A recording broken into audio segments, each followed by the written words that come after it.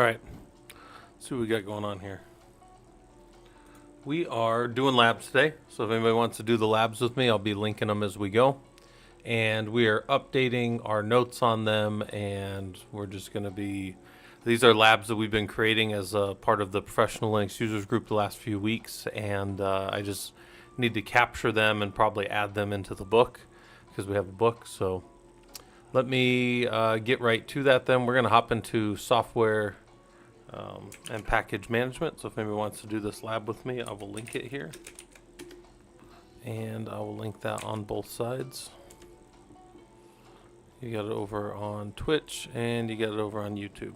All right, so what are we doing in this lab? Let's go check it out. This right here, you're a new systems administrator at a company. You need to better understand the software that is installed on the system. You also need to better understand how to install software and where that software is coming from. You decide to start by looking at the server to see what software package information you can discover. Okay. So the first thing is list all the packages on the system. Depackage, that'll do it. That'll give you a lot of information. It'll also dump you into a interactive shell where you can see a bunch of things about what's installed. So, okay, we got that. That looks good. And then we're going to go ahead and hit Q to get out of that. And we will depackage-L and count up about how many packages we have on the system. Now there's 5 lines of headers that you might have noticed, so that's only about 813 packages. But, you know, if we kept track of how many packages were on our system every time we logged in or you know, every morning and just kept a baseline, we could validate that things aren't changing in our environment. And if they are changing, they need to be changing through some kind of change management process, right? Typically. So approximately how many packages do you have? We found about 818. Okay. Can you find all the packages that have something to do with SSL? Yeah. Yep, there we go. And we see that. And then how many of those do we have? Well, we can pipe that through word count. About 11 of them, right? About 11 different pieces of software that at least have SSL somewhere mentioned in them, right? Like something about SSL. And then we want to know, okay, so by the way, I'm over here and I am working through, I need to put that link, there's the link, and then given a Linux system, find, update, and remove software. So you can see all the software that's on there. You can find very specific software. We can find where a package where a command got onto our system. So if we clear the screen up and do like a which iostat, there's user bin iostat, right? So that's in our path somewhere. dpkg-S iostat. And we'll see that iostat should have came from systat as a package, right? So the systat package is what provided iostat to our system. Now we also knew that because in the background I built that in the lab, right? Like we downloaded that as part of the build of the lab, if anybody cares. So like here's under the hood package managers.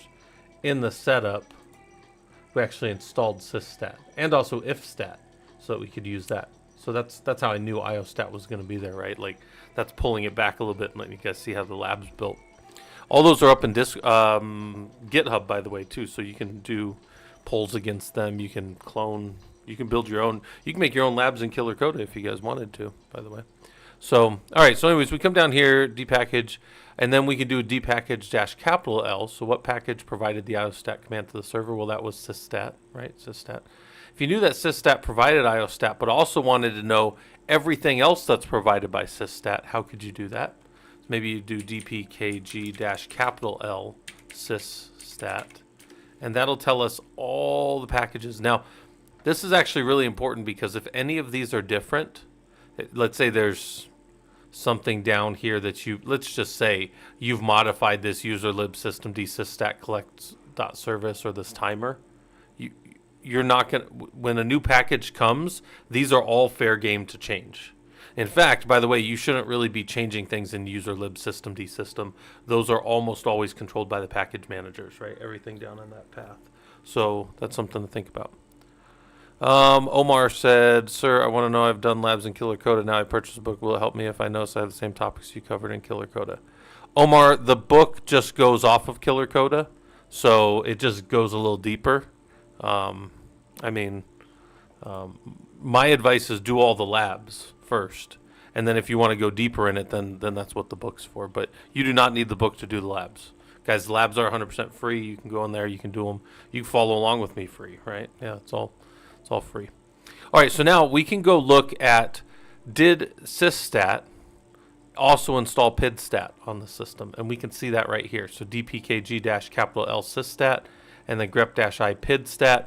And we would see that, yeah, PID, the tool PIDStat that we could use. Maybe we just look at it for 1 second. PIDStat would come from Systat. So if we got rid of the Systat package, we would lose the PIDStat. So we can see all of the software that came with this. In fact, they're all listed right here. Right? Everything right there in user bin. PIDStat, MPStat, IOStat, CIFS, IOStat, right? And SATF. I don't even know what SATF does. We can go look it up, though, if we want to.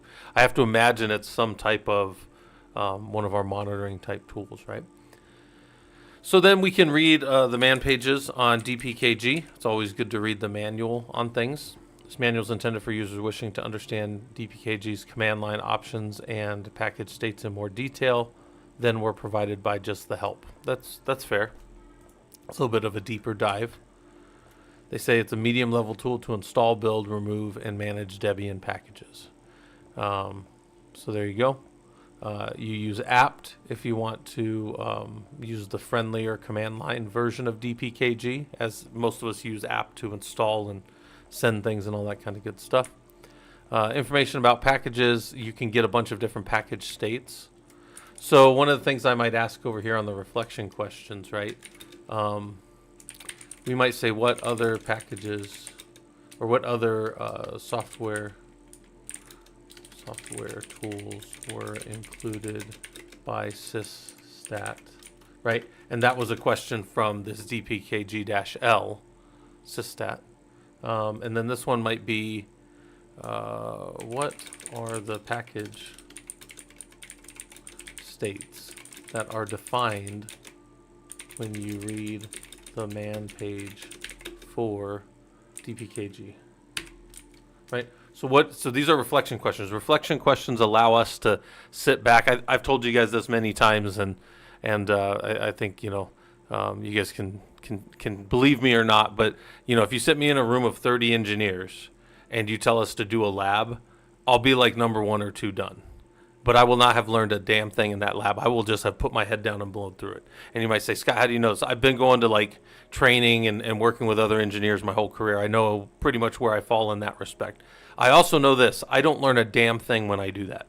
I have to go back and like spend time with what I just put my head down and blasted through, like just dumping commands out of a book or commands out of a PDF or something. But I didn't learn a single thing. Oh yeah, I built a full Lustre system or whatever, but I didn't learn nothing.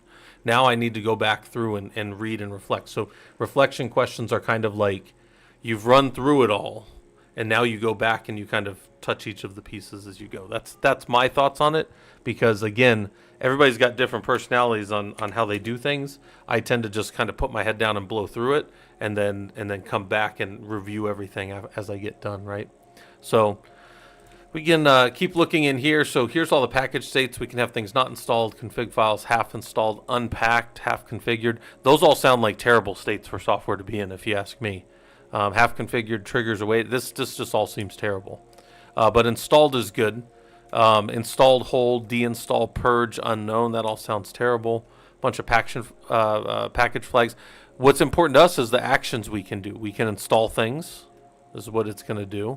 Right, when we install something.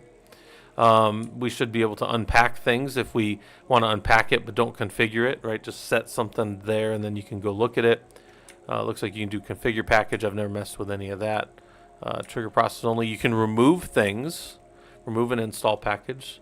Everything except conf files and other data cleaned up by the post rm script. Okay. One of the other things too is, guys, if you add a bunch of software to servers and then you use your package managers to remove that software, you almost always have lingering artifacts just hanging around. And even though remove is going to do the best it can to get most of that stuff off, one of the good things about like a dpackage dash L, right? Dash capital L in this case, it will show you all the packages that are there, every single thing that was put on there. So if you did need to go clean up the system further for some reason, you can do that. Okay. So and then I say, can you read through when something was last installed or something, right? We're still looking at the man page. There's a lot of good info in man pages. I always tell you guys, like, the reason to use a man page or to dig in on something tends to be, for me, when something breaks. If something doesn't work, or if I don't have the exact way to do something, then I'll go dig down into it and figure that out and throw it in my notes or whatever, right? But now this last question is, can you grep sysstat from var log dpackage.log? And it looks like it didn't get installed because I wonder if it was already installed. So it's very possible. So let's just more var log dpkg.log. It looks like we've got a bunch of stuff going on in here from today. Oh no, those are from 4 months ago, probably when they built this. And I wonder if they have built in sysstat. So something's obviously changed in this image, because when I first did this, it used to install it in there. Hey Trevor, how's it going on the YouTube side? We're just doing labs, and I'm over here building out some stuff for the labs. So when did the system install sysstat? We don't know from this, right? This isn't going to tell us.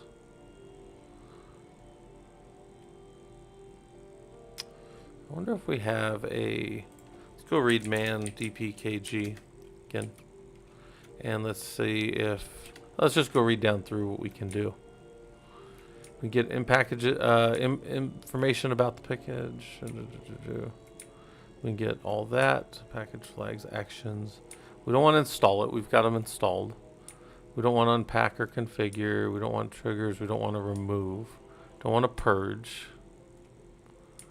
Verifies the integrity. Okay, so maybe we'll throw a dash V over there. Metadata. Verify format. We can audit. See if anything's changed. That's actually super useful. Merge available, update available.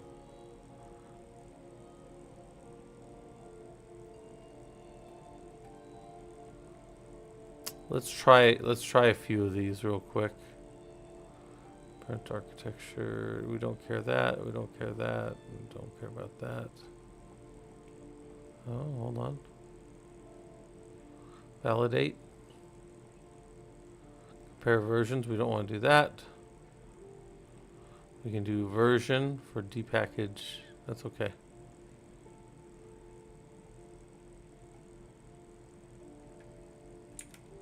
Let's try a few. dpkg-i for sysstat. Dash I sys. Oh, wasn't it sysstat? Thought it was sysstat. Okay, well, that's not going to work. Oh, we need to have the okay, that's fine. And then what were some of the other ones that we could have done here? Let's go look. Well, it's because something's changed in the lab, Omer. They've installed it, so when I did the install, it didn't need to install it. This used to, when I first built this lab, it was installing it, but they must have sysstat as part of the base packages now, so it doesn't happen anymore. Hold on, I want to go get those other two commands. I should have pulled them out when I was looking. Forget it. I think it was right here that I wanted. See audit.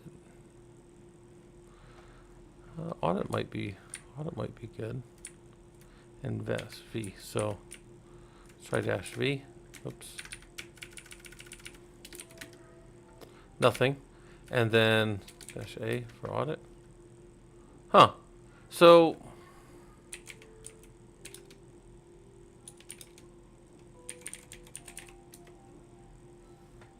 we definitely see sysstat on the system. We definitely see the version of it, right?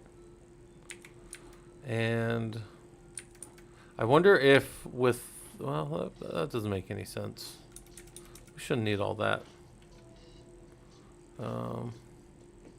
Yeah, I'm also curious why. I mean, something's definitely changed in these systems here recently, where maybe Systat is more built in, or maybe it comes as part of the base packages. You got to remember, since I originally wrote this,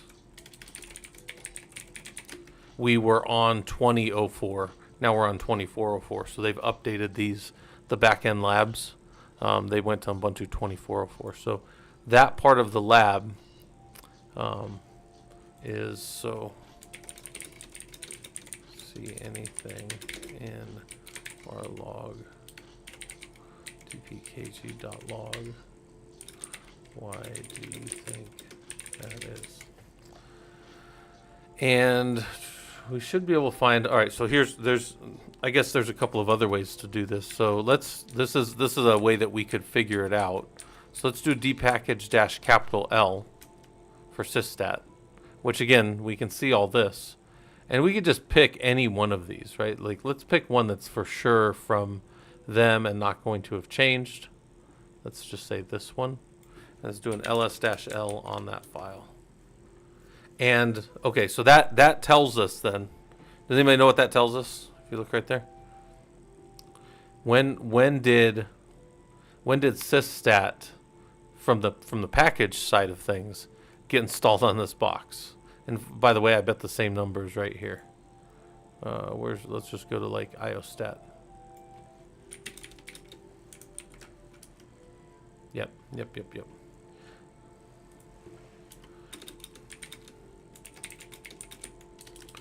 Container. The underlying OS has changed from 2004 to 2404. So the Systat may have already existed. How can you verify that? And then, just something like ls-l on user bin iostat. And that should help. Because what you're seeing there is the last time iostat was modified on the system, which was January of last year. So my attempt to install it didn't work. Interestingly enough, though, what if up here, instead of doing our apt, maybe we did an update on Systat. Upgrade. I always get those two mixed up. And now that would put a new version of that on there.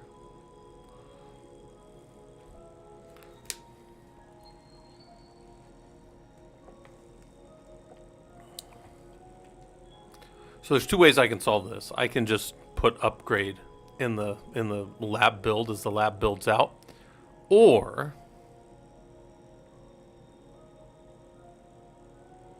I think that's updating everything. Or what we can do is we can, I think this is doing everything. Yeah, I want to update everything.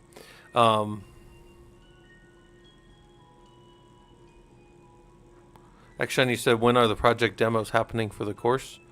What are you talking? Are you talking about the security engineering one? I'm gonna record that later. I'm not gonna do that today. Yeah. This is doing everything. Apparently I'm just upgrading everything. But the point is, we should be able to then go validate that only that one thing changed. But we won't worry about that too much. So when does the system install Systat? You can find that by going and seeing when the package was last changed. I think that's probably the easiest way to do that. But we should now, if we did all that, we should be able to see. Nope, dpkg still not found. Or Systat still not found in there. All right.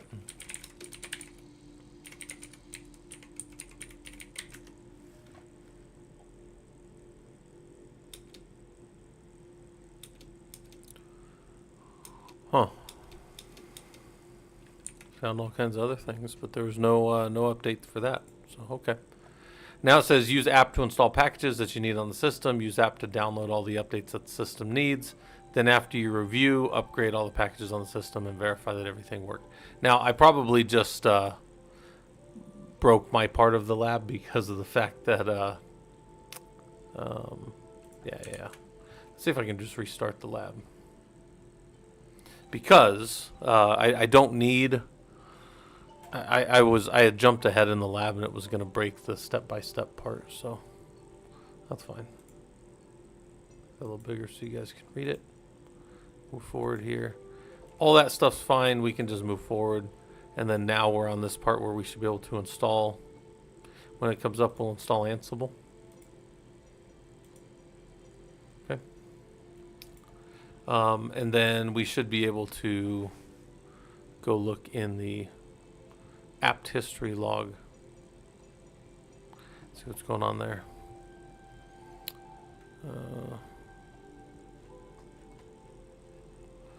Okay. We'll get that going.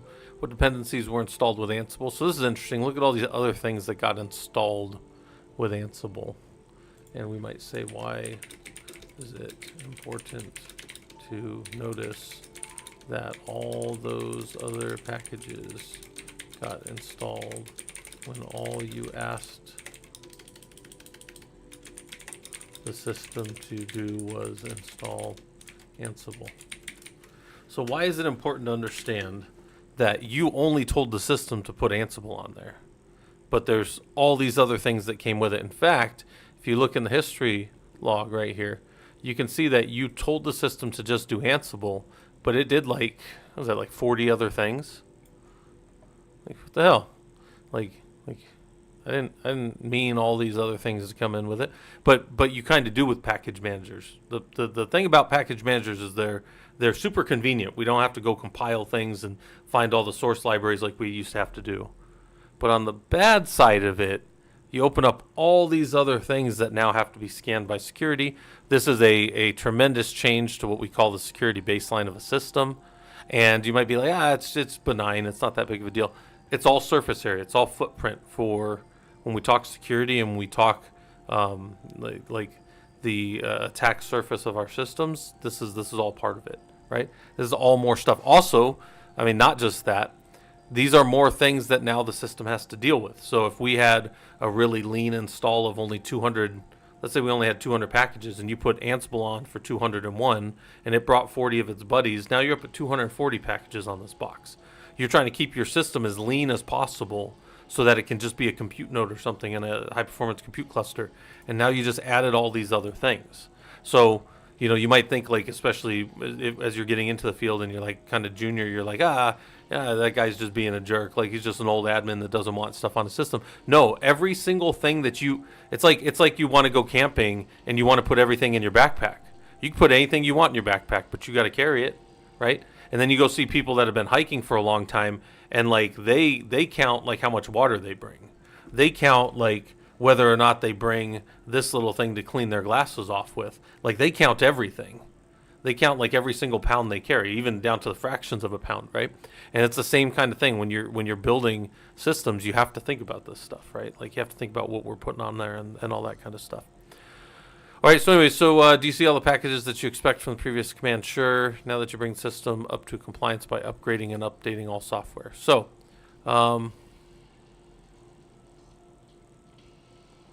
we could then go, we're going to go clear the caches. So maybe we go in there and we look in the var cache apt archives, and there's 247 megs of archives in here. And we're just going to remove them all. And then we're going to look and see that they're gone. So that's what we're doing here.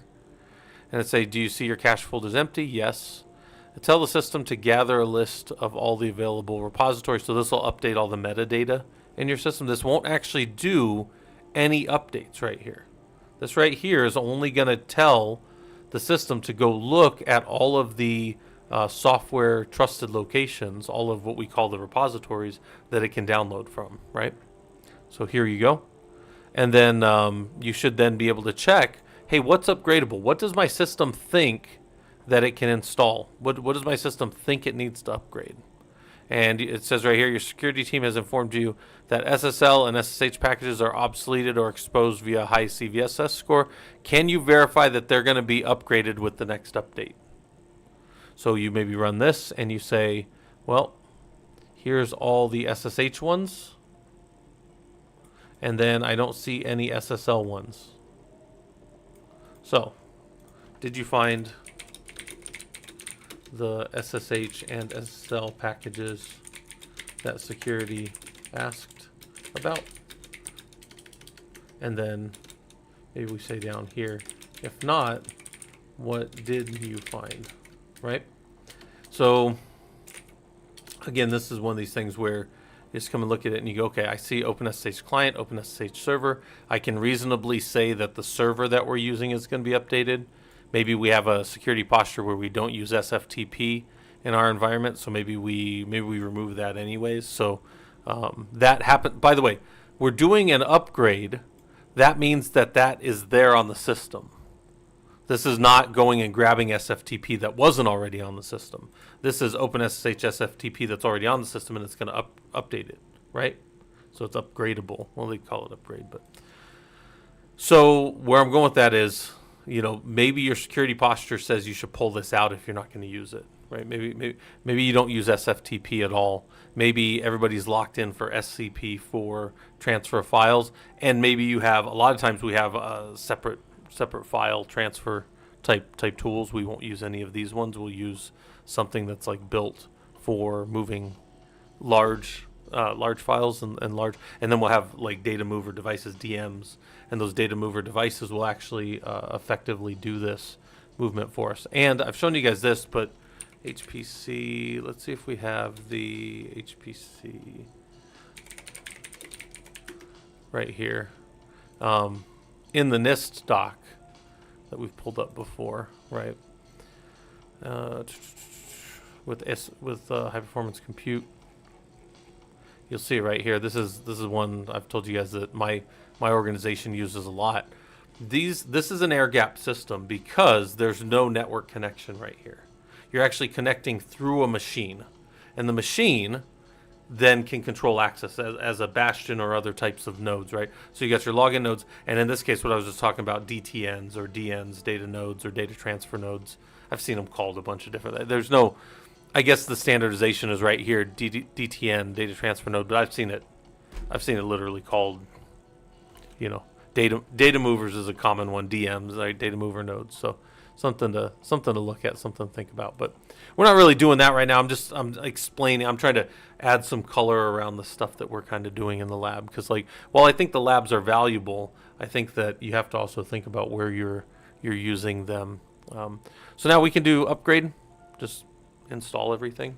Let the system do what the system wants to do. If it asks you for anything, hit OK. Just let it prompt out and hit OK. And then this will go.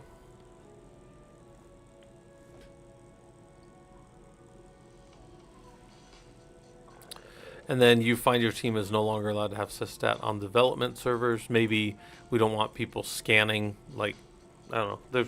There's all kinds of reasons not to have software somewhere, right?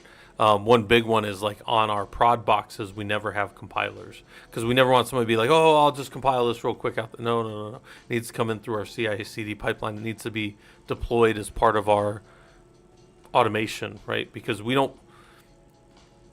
It's too important to just do everything one-off nowadays in an environment. You can't just do everything one-off anymore.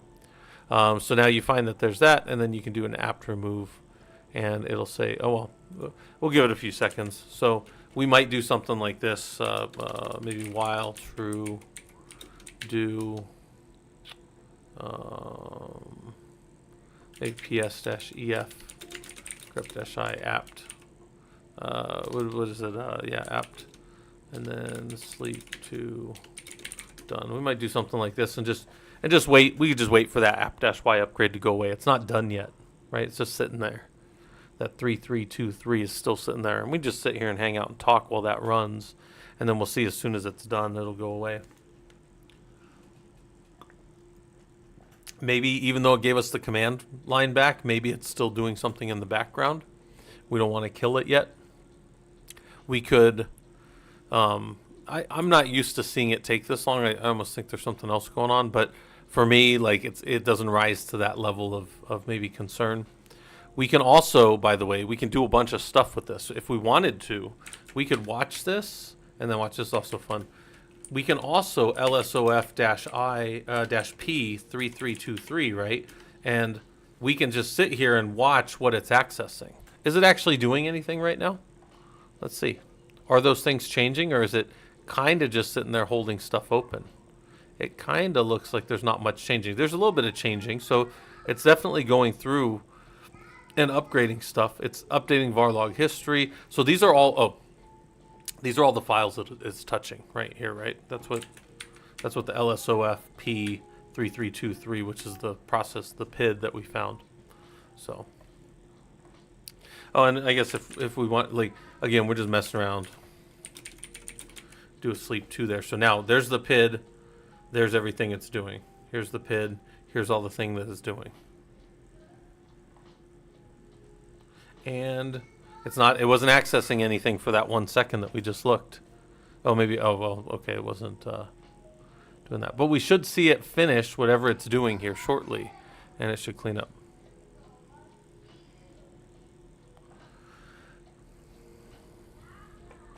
Yeah, Trevor, so yeah, NixOS, it is, I know, I think of it as immutable, right? You can't change it in any way, so I mean, all the other terms like hermetic and stuff that people might use, that's probably more accurate in some way. But I can tell you that, yeah, those things are highly desirable. Like, I've even talked to people about this. Like, they're like, why don't you use like NixOS on stream? And I'm like, if NixOS took off, I would absolutely show it to people as a way to get into the industry, as a thing to use. The only reason I don't use NixOS, I mean, we built it on stream long ago. Is that it's not, I wouldn't be able to tell you guys to go anywhere, right? I'd be like, there's like 7 companies using it for like 4 positions, or let's say like 8 positions or something. So that's one of the reasons I always just focus on these other things. But I mean, it is a fine tool. It seems to do everything that it needs to. It probably would be, I've thought about building it for lab stuff. For people just to have machines that they can't mess with, but by necessity, when I give people access, I have to give them root and the ability to do things as admins. Otherwise, I can't show them how to do admin stuff, you know. So this thing is a really long lock, guys. God, this is a really long lock right here.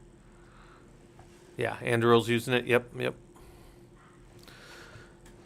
All right. Man, I'm surprised this lock is still being held this long after. I don't think there's anything that we're doing. I'm going to stop that. I'm going to go up and look at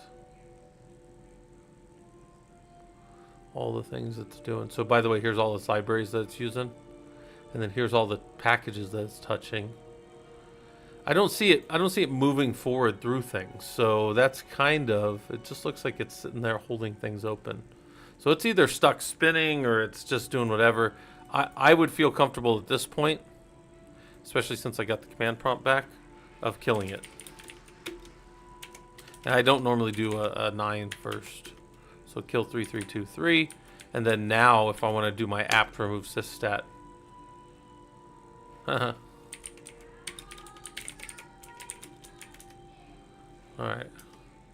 Oh, so there was probably something in the background that it didn't show us. And then it's going to go fix it. Alright, that's fair enough.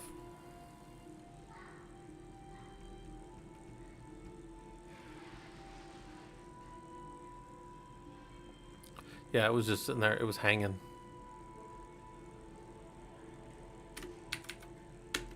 Now, if we wanted to remove sysstat, we could.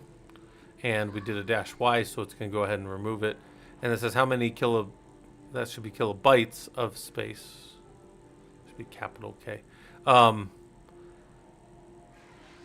We're freed right there, and it should say right here 1487 kilobytes of disk space will be freed. So a meg, right? Don't spend that meg in one place, right? It's not very much, right? But read the man pages for app to figure out more use cases you might need in the future. All right. So were you able?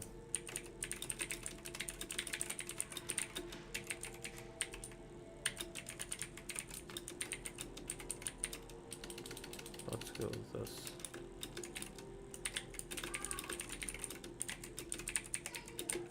How much memory was freed up when you did that, right? So if you removed it, let it remove. How much did it say it actually cleaned up for you? All right. Dpackage has failed. All right. Anyways, now that we've used dpackage as an app to manipulate packages, you've decided to investigate where the software you're adding to your system comes from.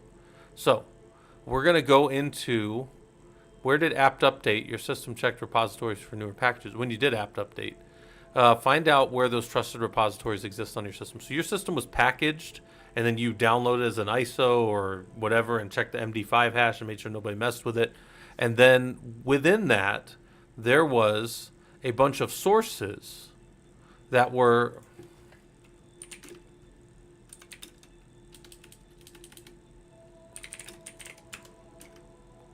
added. Oh, looks like we need to update this lab now, because there's no repositories in this general one now. This was, again, I built this originally on the 2004, and that's where they all were. But now they're all going to be down in here. So if we were to do that same grep, but now we were going to use etc apt sources.list.d, and then Ubuntu sources.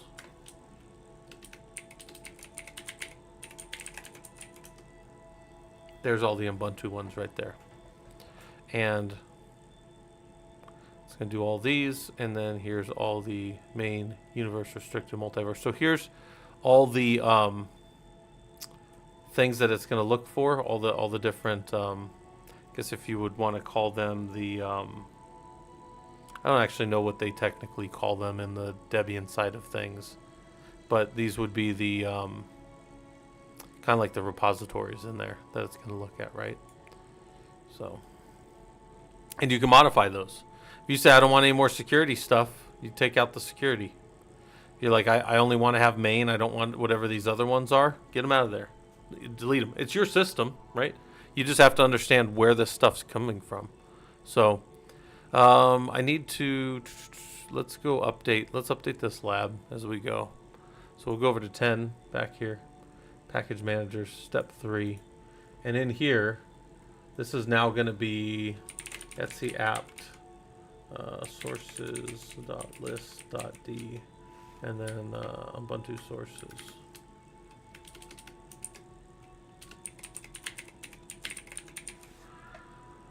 All right, did you recognize any of those repositories from earlier? Well, yeah, when they flew by the screen, some of those names match what we see down here, main, universe, restricted, multiverse, right?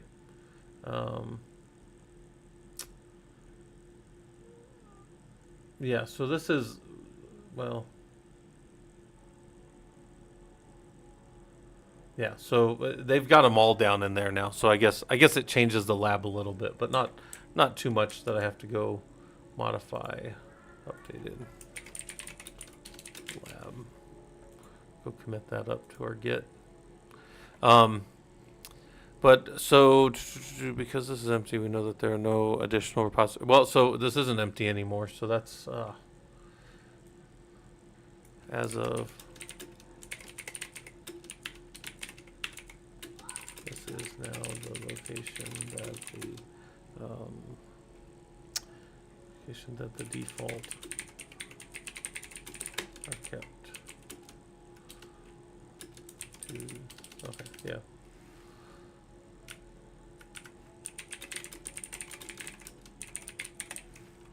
Hard to find.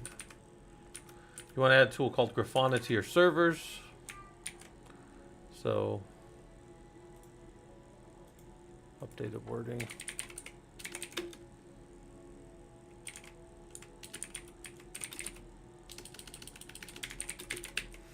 Updated package info, that's fine. Okay. So we're down here, and so now let's say that we were just down in here. And we want to add a tool.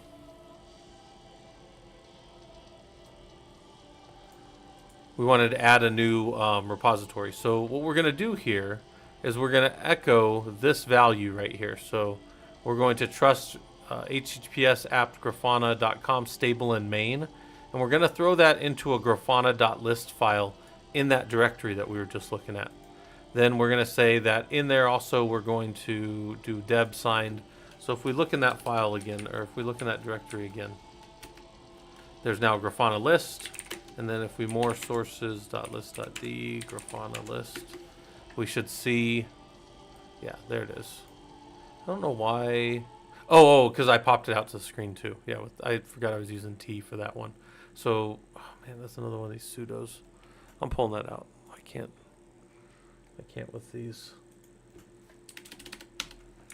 Somebody, I think I told you guys, like, the community will add stuff or remove things, and somebody just threw a bunch of sudos in everywhere, like we weren't already root. Oh, man. Super annoying. Updated. No sudo. There we go. All right.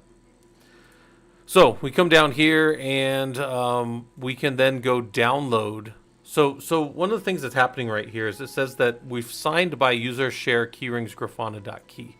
And if you just ls-l that file, it doesn't exist. It's not there. We don't trust Grafana yet. We're going to go download their key right here. And we're going to put the key in that location. Right? So we're going to put the key in that location. And when we do that,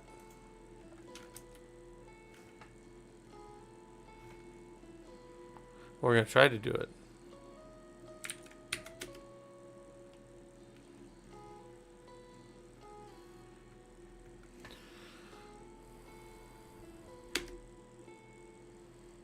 That's strange. This is why I gotta keep checking these labs, because things will change on the back end, and then okay, let's go see if our file's there. It is.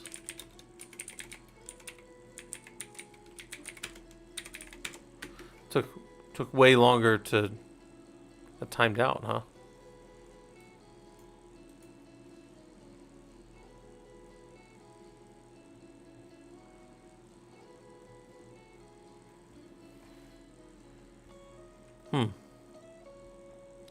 It's interesting.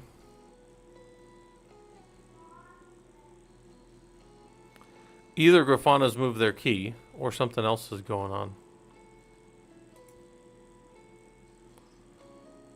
But by the way, if that had worked, yeah, we could probably get verbose on wget.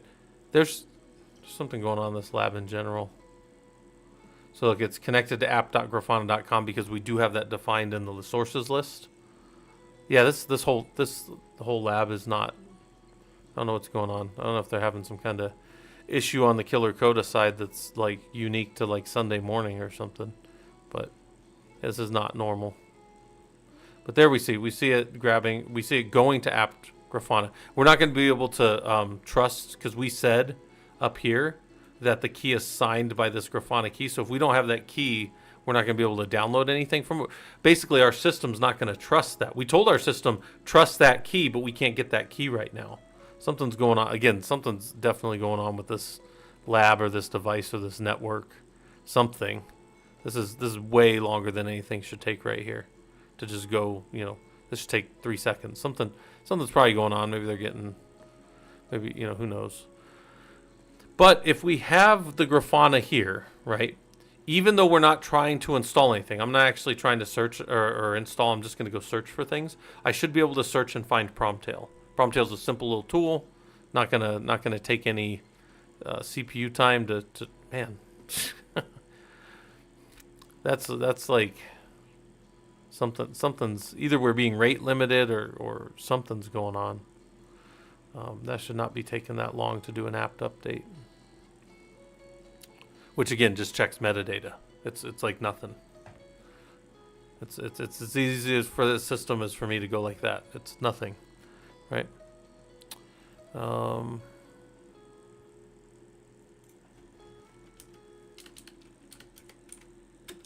Yeah, I'm gonna say this is unique to maybe this morning, because this is not what we would normally see here. I'm gonna have to try this at different times of the day, because even yesterday, like we had no problem in any of these labs yesterday. So maybe we'll do some that don't really require us to do any kind of pulling of things from remote. Revisualize, how's it going? We're just hanging out, working on labs. I'm documenting things for my reflection questions and stuff that I'm working on here as we go through labs. The labs should be pinned. Well, it's not pinned on the Twitch side anymore, but you can see it in chat. Yeah, this is extremely. There's something like very much going wrong here. So, and then we would be able to search for Promtail, and then it doesn't look like we're able to find it, but probably just because everything else is wrong too. And yeah. So we won't worry about that, because I'm pretty sure this is just the lab being slow on a Sunday morning. So we'll go back to Killer Coda, the base system here. And we'll go find one where we don't really need to download anything. I'm pretty sure the ones where I don't need to... What did I do here? Pretty sure the one that I don't need to build anything or track anything out is going to be the rsyslog one. So let's go do the rsyslog one for now. We're going to give it a few seconds here, and then we're going to set up rsyslog to capture and send logs using TLS. So in this lab, we send rsyslog messages over UDP, which is super easy to set up, but it's not encrypted in any way. It's not secure on the network. Doesn't pass muster. Don't say mustard. Yeah, muster. Thank God. I was waiting for this closed captioning to... Anyways, setting up rsyslog with that. Let's see if we can maybe have a better time in this lab. So I'm going to pin it over on the Twitch side. And then we will pin it over on the YouTube side. Unpin message.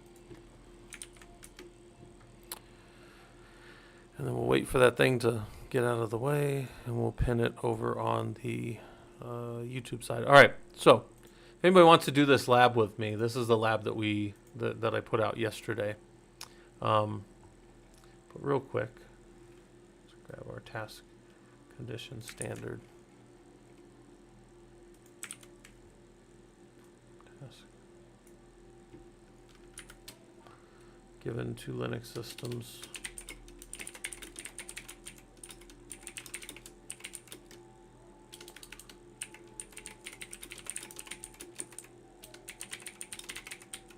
Okay.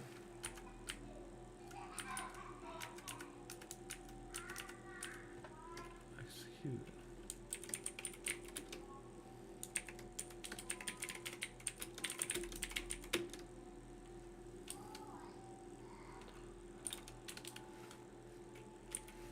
Standard is going to be CA and sign certs for, and then that. Okay. And then our reflection questions will be whatever our reflection questions are, because I don't have any of those written up yet for this. And then digging deeper. All right. So if you guys want to do the lab with me, hop in there and work on it. So your team has determined that they need to centralize logging in the environment. This is a STIG, Security Technical Implementation Guide for Government Systems. This is a STIG requirement.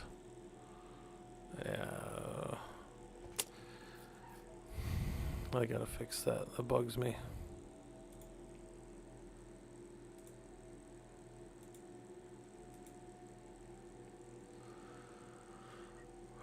Setting up rsyslog with TLS.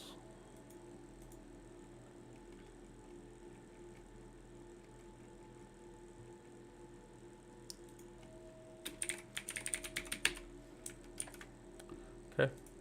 Then also the one that I originally stole it from, which is going to be this one. It's going to be up here too.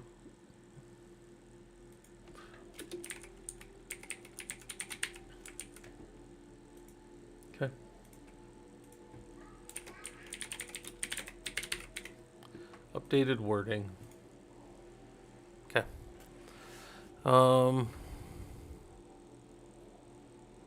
Yeah, Trevor, the Unit 9 stuff, I'm gonna get it set up here. I didn't put it up there yet. All right, so let's go over here. Let's do this. Your previous setup of our syslog did not encrypt the traffic between systems and was called out in a red team finding. That's a common thing. If you guys haven't worked on a team that deals with red teams they exist only to find things in the environment. In fact, there's a lot of people that there's a lot of fighting between teams because a lot of time, and you guys go look this up and go look at red versus blue teams and red team environments and stuff, which is why a lot of companies have worked on this thing called like purple teaming, and you can go look at what purple teaming is, but it's just mixing red and blue, right? But the idea that it's almost always combative from a red team, and people take offense to it. They're like, they're like that Michael Jordan quote, and I took offense to that, right? So you know that TLS can be set up, but your organization doesn't have PKI infrastructure. So you're dealing with something that was a finding. When things are findings, that's a deficiency. That's like somebody came up and found a gig in your uniform if you were, military or something. It's like it's not good, right? So we're going to set up certificates. We're going to configure our syslog on control plane to capture TCP on 6514, and then we're going to verify that our syslog is listening on 6514. Then we're going to go over on the next step. We'll go over to the node 01 and we're going to send messages back, right? We're going to send in on 6514, right?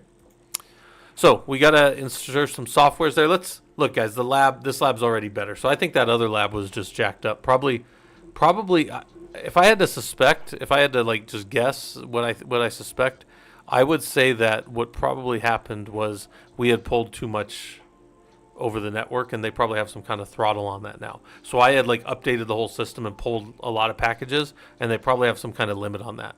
And if you ask, how do I know they have a limit? Because I have a lab that I've never published. I have a lab where we use iPerf and we send just traffic between two nodes, and that thing always cuts out. That lab always dies after about the second or third thing where we're sending iPerf messages to each other. Because again, iPerf is just testing the speed between two nodes, and they definitely track that in this environment. I don't know all the under the hood underpinnings and stuff, but I can tell you for sure, you start sending too much traffic between two nodes on here, it'll cut you off. You'll just see your environment go black. So they've got some kind of protection in place for that. So, all right, so we've got that installed on, and these the GNU TLS, or however you want to say that. We needed the rsyslog TLS and the just general GNU TLS, right? Once we have those on there, we can go to the right directory on control plane where we're going to throw our certificates. It doesn't really matter where we put it. You could put it in root certificates. It doesn't, for the purposes of this lab, it doesn't matter.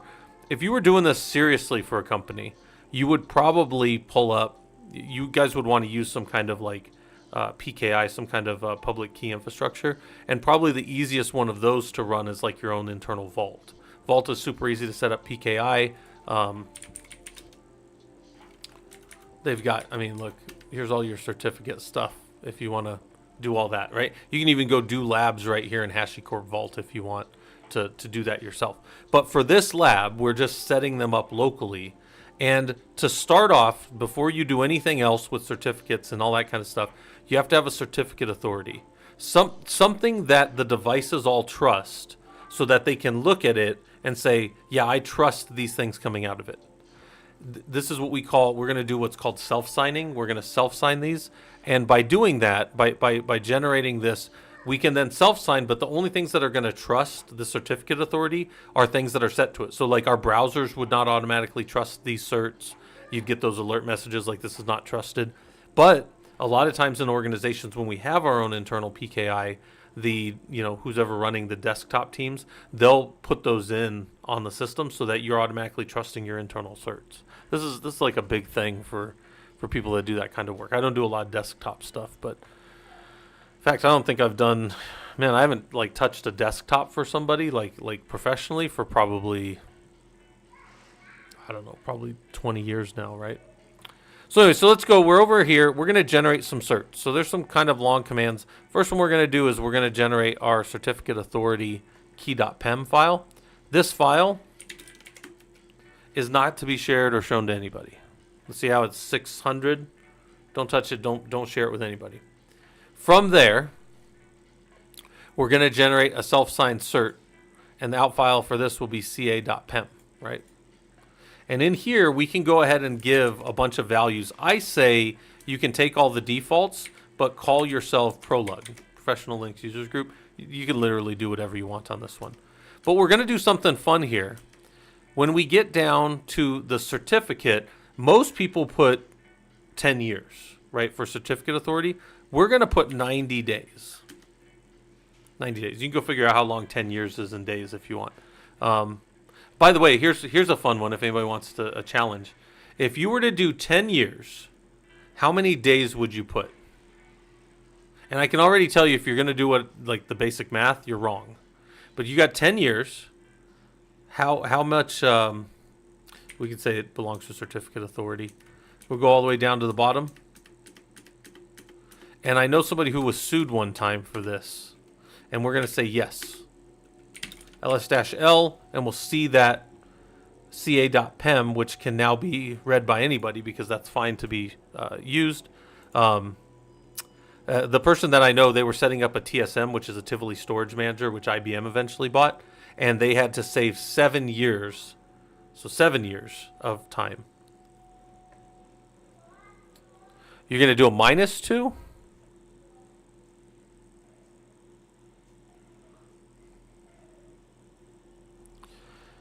Seven years, 8 years, 9 years, they all have the same. In fact, anything over 4 years, you have to do this on. But it's +2, right? It's +2 because it's a sliding window over at least. And actually, for 10 years, you do +3, right? Because the sliding window of 10 years can go over 3 leap years, right? Is that right? Yeah. Yeah, that's right. Yep. 10 years can slide over 3 years of leap years. So it's +3, right? But my point in saying that wasn't to challenge anybody, except you will get sued. And I know a guy who, again, he set up a TSM, and then a lawyer started poking around in there and goes, wait a minute, this is supposed to be 7 years of retention. It's 2 days less. And he goes, really? And he got taken to court, and his organization had to pay to fix that. It wasn't, they were outside of their service, they were in breach of their service level agreement. And when the guy found it, it had already been running for a certain amount of time. So it ended up costing his company however much money for the breach. Isn't that fun? You know, you give somebody access to some. His thing was actually about giving access to people that shouldn't have it. And this guy probably shouldn't have been poking around in there, but he was just kind of a savvy lawyer type. All right, so now we've generated the certificate authority stuff. We're going to generate the stuff that we need for control plane now, right? So we're going to generate a key.pem. We're going to generate a certificate signing or a certificate request from that, right? And the same thing, you can do US. None of these other things matter, but right here, when we get to the domain component, I say that you should, actually these ones you can leave, it doesn't really matter because you're going to do it on the next part. But for the domain component, you can do control plane. And then we're not really worried about the rest of the stuff for this one. And you can select those or not. It doesn't actually affect the lab in any way. But now if I do an ls-l, I have that out file of request.pem, right? And then we're going to come down here and we're going to generate a certificate. Where's he at? Where's he at? Yeah. Should be our last one. And we're going to sign it with the certificate authority key, right? So now we're going to do that. And now I'm going to show you guys something here. This is how we, in my mind, this is one of the easy ways to validate. I'm going to say that the certificate expires in 120 days. But you guys saw me set the certificate authority to only 90 days, right? So can a certificate authority sign something longer than what its authority is going to be, or what its life is? And the answer is no. We're going to say no. We're going to make this one expire in 60 days. That's what the lab says. I just wanted you guys to see that. Can we honor extension? Sure. I'm not going to do any of that stuff. But down here, I've already messed up. So run it again. Do 60. And then right here, you've got to make sure that the DNS subject is control plane, because that's going to be the device. You can also set in the URI if you want. And then I have all that information right here. You can also put in an IP address if you want to be very specific to the IP address of that machine, right? We're not going to use any of that stuff. We don't have to change any of that. And we're just going to hit Y right here. All right, ls-l, and we've got these are our original ones for the certificate authority. And then here are the ones specifically for control plane, right? Now, for this to work, there's a couple of other things we need to do. Oh, by the way, we can check. Did we properly sign that? Yeah, we gave control plane the values inside of that. And you can also do that command without the grep-i control and just see the whole certificate. You can always view the whole certificate if you guys want to, right? But that's fine. Okay, so now we need to fix permissions on this local key PEM. And the way we're going to fix it is we're going to make it as secure as possible. We're going to do the rule of least privilege. We're not just going to make it 644. We're going to make it 640. So we're going to give whoever the group is here. And then we're going to change the group ownership to syslog because that's the service that needs to read it. So that's these commands right here. If you go and you look at those permissions, here's how it changed. It's 640, and the 4 applies to the syslog process, so now it can read that key. If you don't do that, your rsyslog is going to give you some errors here in a little bit because it's not going to be able to read the key.pem for control plane. So that's my way to fix this. All right, so we come down here, and we're going to SCP the ca.pem, which it can be shared, over to node 01 so that node 01 can talk back and trust this control plane node. Okay, and then now we're going to set up the rsyslog on control plane to capture TCP on the default port. So we're going to shift G to the bottom here, hit O, and we're going to just add all this custom TLS stuff that we need. We'll look at it here in a second what it's doing. And if we look at it here, there's all our custom TLS. Here's a bunch of global settings, so we're going to use this GTLS driver. You won't have that if you didn't do the first apt install. This won't work. And then all of our certificates that we just created that matter, here's our certificate authority file. All of the nodes have that, right? That can be shared. Here's our cert.pem for this device and our key.pem for this device, right? So those are all the things that we need here. And then the module, we're going to load IMTCP, and we're going to allow it to use that GTLS for communication. Our input is going to be the IMTCP, and we're going to use 6514 as the port. Escape :WQ. Real quick, ss-ntulp grep for 6514. We don't see that process running on our box. There's no open port listening on 6514. I didn't set it up beforehand, and then now this is all smoke and mirrors. You're really going to set it up on your box. We're going to restart our syslog. We're going to go look and make sure that it's running. Right? It says it's running. It's not busted. And then this is a test. Are we listening on that port on our box? Yes. So we've set up the first part of this where control plane is ready to catch encrypted traffic if somebody knows how to talk to us. Now we're going to go over to node. So are we ready? Let's head over there to the next part. All right. So real quick, reflection questions. Let's go back one. Let's go look through some of our reflection questions. And maybe digging deeper even. So what are the permissions of the certificate authority key and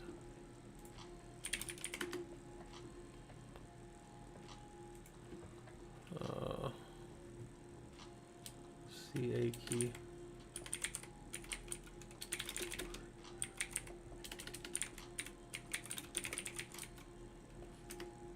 Why does this matter?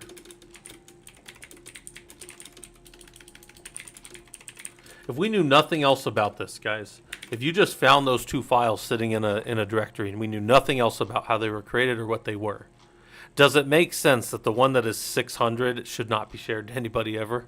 And does it make sense that the one that's 644 is world readable? Anybody can read it. That's what's important here. Like you gotta have the ability to kind of think through these things, right? All right. So we did all that. Why?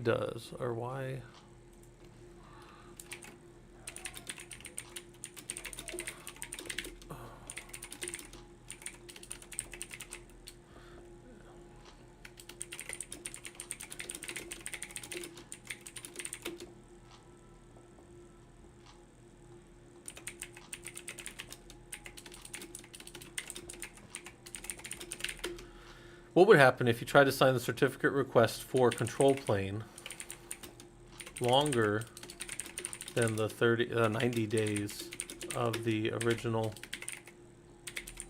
CA request? Right? What would happen? And why would that happen? Why would it matter that we had tried to sign something longer than the time to live of that, and maybe that's something to go spend a little time on. The digging deeper for this is for sure going to be Spiffy. I'm always telling people about Spiffy. Read pages. It's in the 40s. This is a great primer on how pages 41.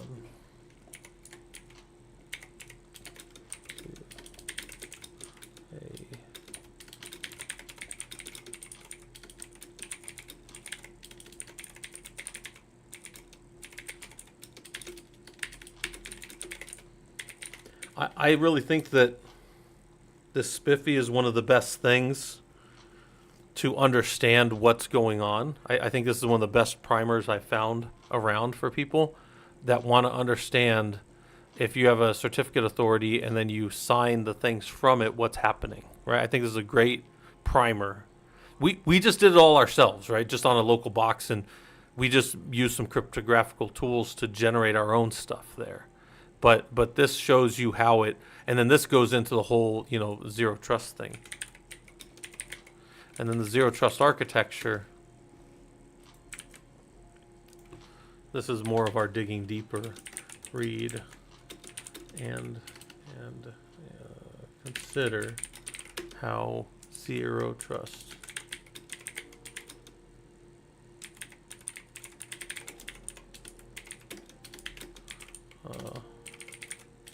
uses to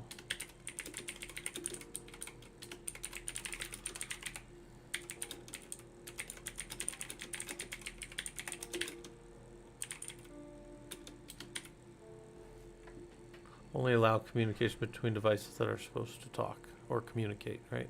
Okay. Anyways, I'm going far afield because this stuff's eventually going to make it in the book, so I'm gonna work through these and keep updating them and stuff. But okay. So we did this whole page. I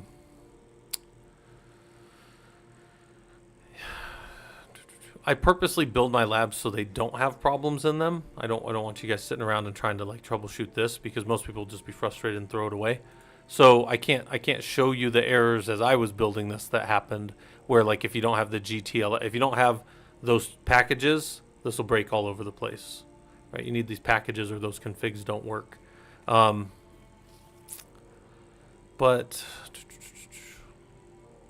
yeah, let's finish the lab out and then we'll keep thinking about it. So far you've enabled our syslog collection on control plane on TCP port 6514. Cool. Now you must configure Node 01 server to securely send the logs over to the correct port. Let's do that. So we'll SSH over to Node 01. And just for fun, if we wanted to, we could ls-l in user local share CA certificates, and we would see that one file that we pushed over, I don't know, 8 minutes ago. Right, 8 minutes ago we pushed that file over.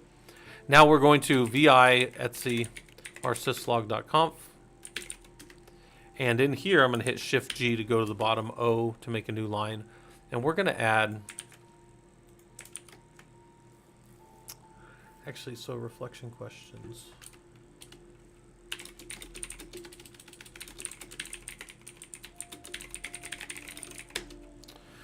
on the control plane configuration for rsyslog.com, rsyslog, do you see the certificate files that you created being used? You should see that, right, on the other one. Let me go back real quick. I do want to ask a couple questions about this.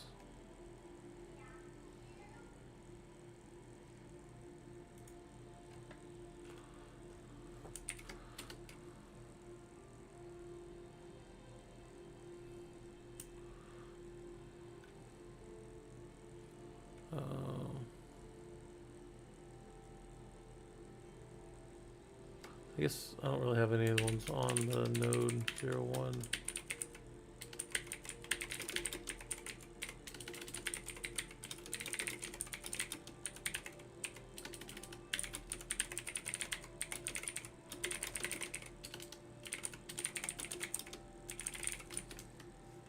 All right, so that's fine. Over here, do you see the file that you pushed over earlier? And then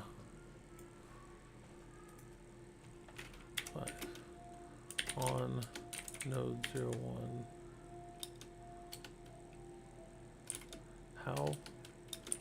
how does the line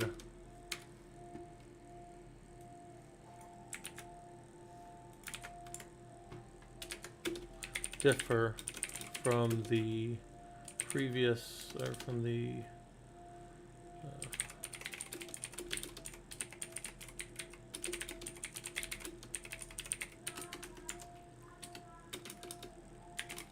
so A, what is the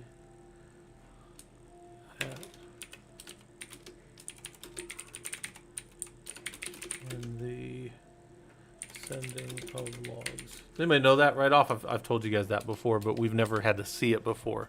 What's the difference between a single at and a double at in an rsyslog configuration? Anybody know? If you don't know, it's fine to Google it and look it up. You need to know this eventually.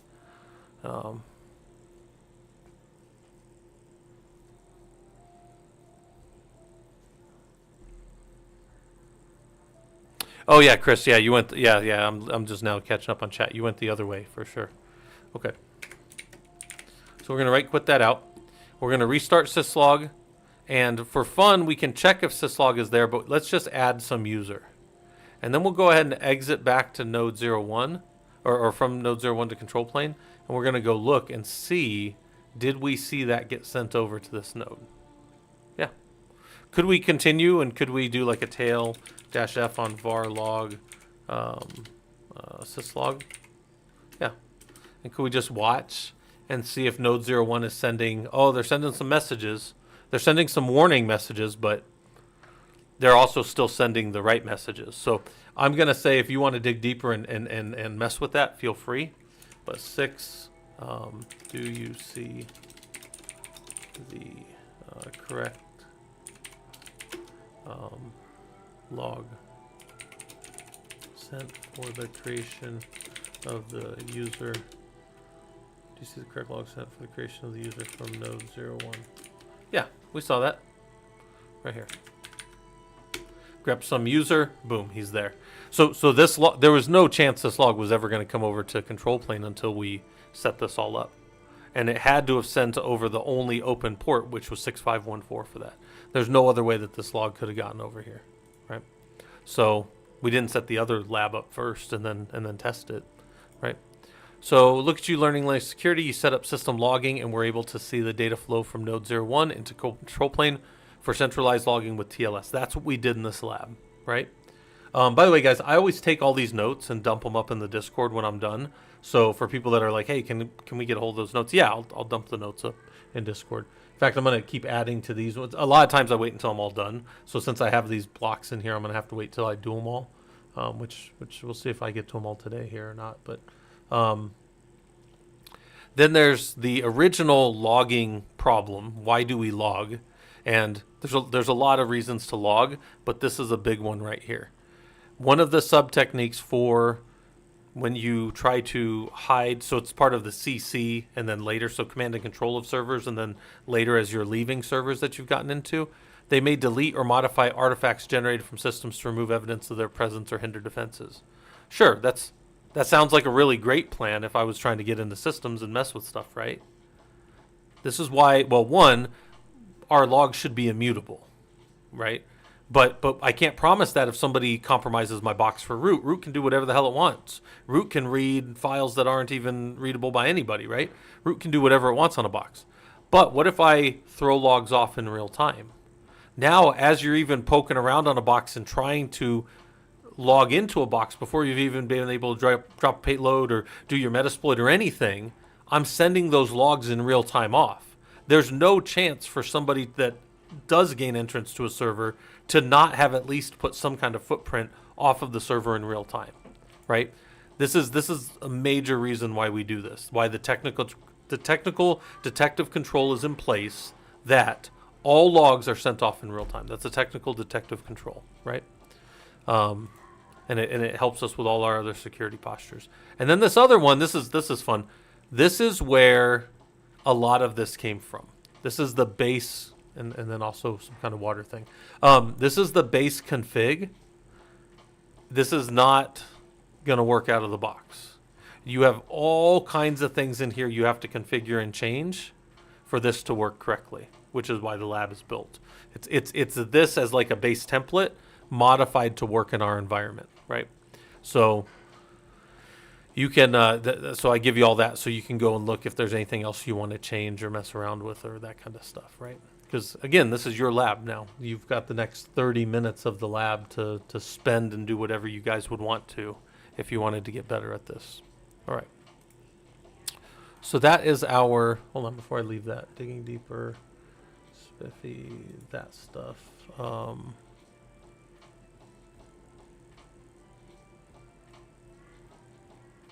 Yeah, that should be good. Oh, I lost a. When I was not streaming last night, but I was on Discord with everybody last night. We had, I don't know, 20 people or so in the group.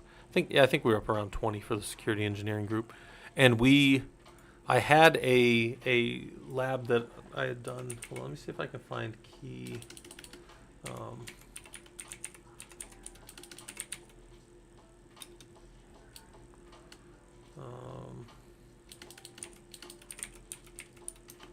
wonder if I have it here. No, shoot.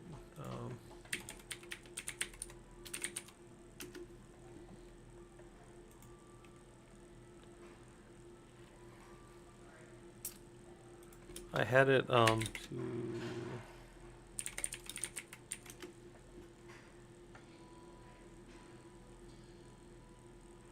might have to go look at what I was doing, but actually I think I have it. Hold on. Let me go. I haven't even been back in my Linux boxes yet since my reboot yesterday. Let's go look at this real quick.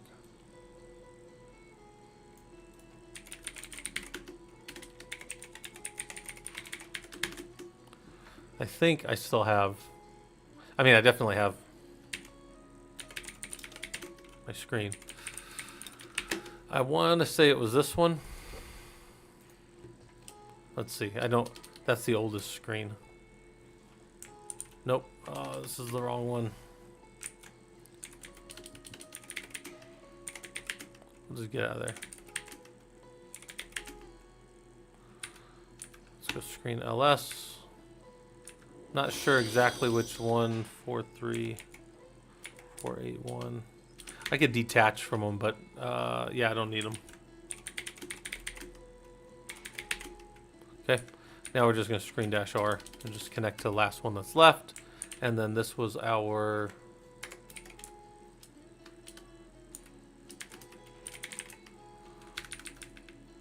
yeah. So here's all our test environment.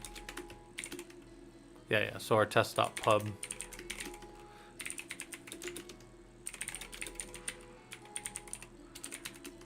So these were the things that we were messing with yesterday, if you guys haven't played with it. So I'm going to turn these into a lab as well. I just didn't get around to doing it yet. So this is, yeah, so this is this part of it at least. Thanks for the follow, Pop Jelly and Chandu16. Hopefully this stuff's useful to you. We are working on labs this morning, and I am kind of just going through some of the labs that I haven't kind of pulled down into my full setup yet. But they're pinned. If you want to do any of the labs, you guys can go hop on Killer Coda and work with them if you want to.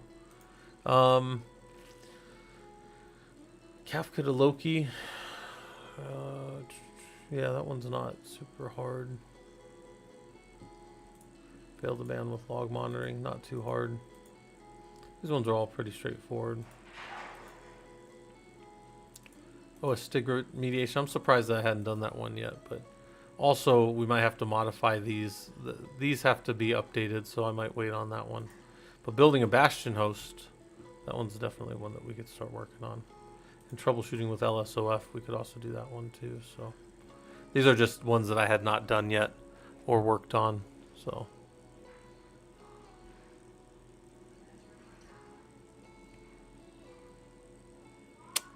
oh, hold on. With the TLS, I also want to make sure that I have.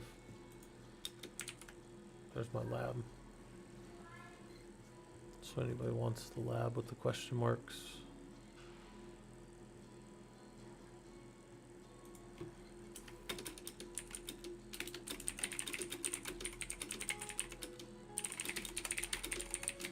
Does anybody remember the question, what's the log format? What are the two major log formats that people use? Chandu16, open source. Yeah, the labs are open source, yeah. Well, one, Killer Coda is free. You can just go use Killer Coda for free. And two, yeah, the labs are, I have those up in GitHub. You can use those at your leisure, however you want. You can actually pull them down and clone them, modify them, do whatever. If you wanted to, yep. All right, I got to decide which ones we want to do next. Probably go take a break real quick first. Go walk around a little bit. I can hear the grandbaby downstairs. He's been up since like 5 this morning, so like, which was 3 hours ago. So he's been up since pretty early. So, what else do we want? Yeah, maybe we'll do build a Bastion host next. Let's get out of that lab. Back into our Linux labs. Yeah, maybe we'll do 210 build a Bastion host next. So, where's that at? Build bandwidth monitoring, alerting. There's our Kafka as a message queue. Where is our...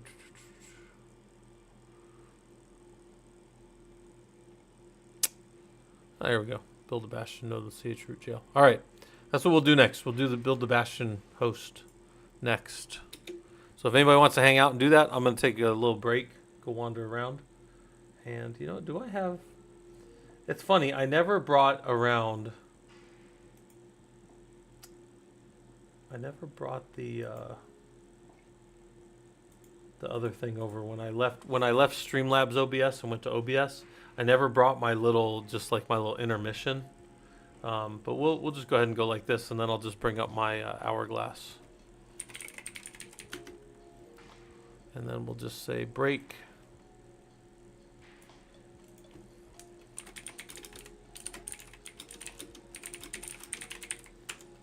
We'll go 10 minutes. I'll go wander around for 10 minutes. All right, I'll be back.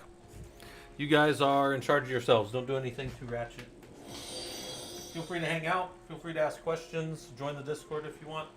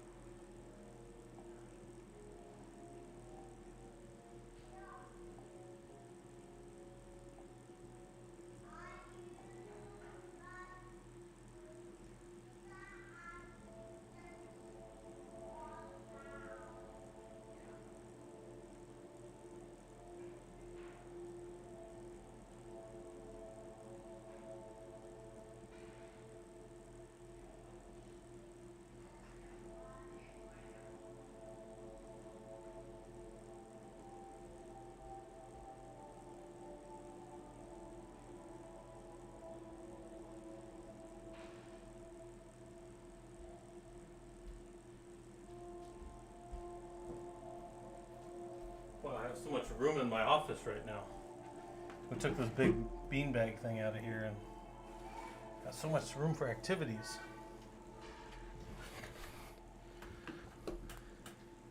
Yeah, I'll fault. It is a 3-day weekend. Although, funny enough, I worked deep into Friday night and most of Saturday morning on both college stuff and this stuff. And then I have some work to do probably today. For one of our customers.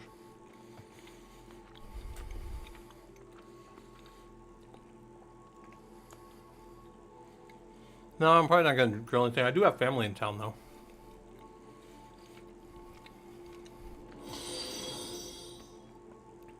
It's funny, I just got followed by Cheesy Bites while eating a stick of cheese. Cheddar, if anybody cares.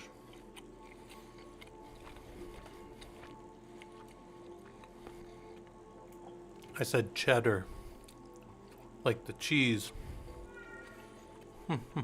Yeah. Well, not only did I just go get a little cheese thing that I ate, I got these little Sargento balanced breaks. And this one is like almonds and cranberries and also like a white cheddar. Which white cheddar isn't my favorite, but it's okay. I haven't eaten anything for breakfast, so this is like a nice little 120 calorie snack or something. And little cranberries are like raisins.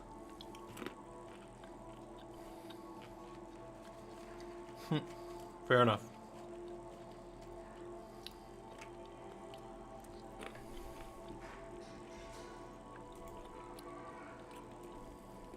While we're on break, I'll show you guys what we kind of do around here. Since we are on break. Typically, come down here in our Discord. We got a bunch of events. The events are all free. There's an event starting today in, what is that? That's about 6 hours from now. Oh, that's 8 hours from now. That's a while. But it'll show in your time if you guys are in Discord. Come down here. There's an admin study group. So you got study groups for the 2 groups that we're running right now that are completely free. And then there's an engineering study group for the study. There's a bash study group, and then there's the Linux sysadmin course. These run on Saturdays. And this one is still going. This one will be in week 10 this week, or we're in week 9 this week. And this one's also in week 9, but this one will be ending the week after. So this is only a 10-week course because there's a lot. I mean, I could probably expand a lot on it, but we're getting through a lot of stuff and hopefully showing people a lot of stuff. And then we got our big annual conference coming up. Don't let these numbers fool you. We get like hundreds of people to come to this. So, pretty fun.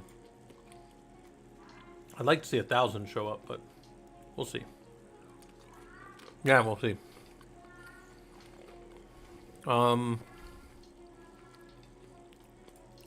Here's the beginner start here stuff for anybody that's new to Linux. And then we've got a whole bunch of discussions. If you're doing the courses, you have to do discussions. Reason I do that? Well, one, I'm a college professor, so I do that to make it feel kind of like college. And 2, by having discussions in open forum, that's how academics works. We can challenge. We can kind of have like a marketplace of ideas. It's pretty good.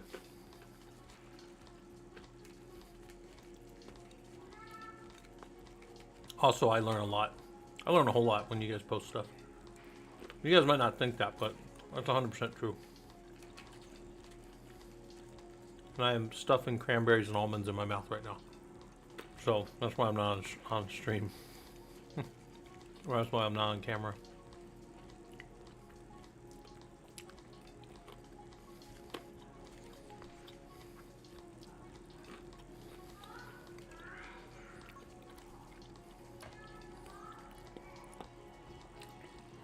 I do tell people I think college is a good positive identifier, but I don't think college is needed for this. So Cheesy, you're not in the wrong place. I don't think people need college to do this stuff. I think just one more tool.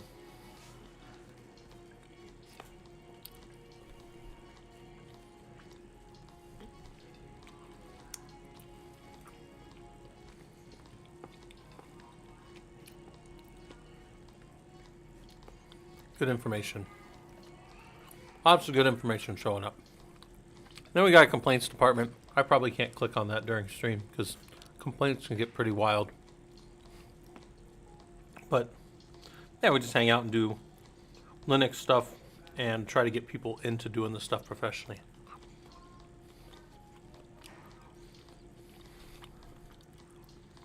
Nice. Cybersecurity and DevOps. Excellent. I am a high performance guy.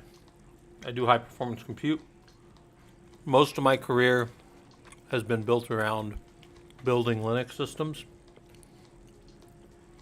The automation of that. So I do quite a bit of automation around builds. And one of the things that I tend to excel at is building the same systems the same exact way across big clusters. That's kind of, I guess I'd say, the hallmark of what I do. All right. So, let's turn my camera back on.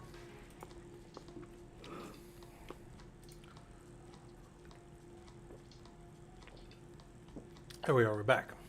I think I can even transition that. Doesn't matter. All right, we're all done with our break. I went down, saw the grandbaby. He's hanging out. He's good.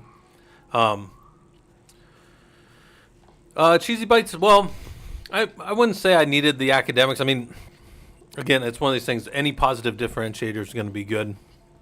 I think that, you don't need, I mean, some of the best engineers I know don't have any college behind them. But there is like certain roles and certain things that I've done that did need the degree. Like you can't get in.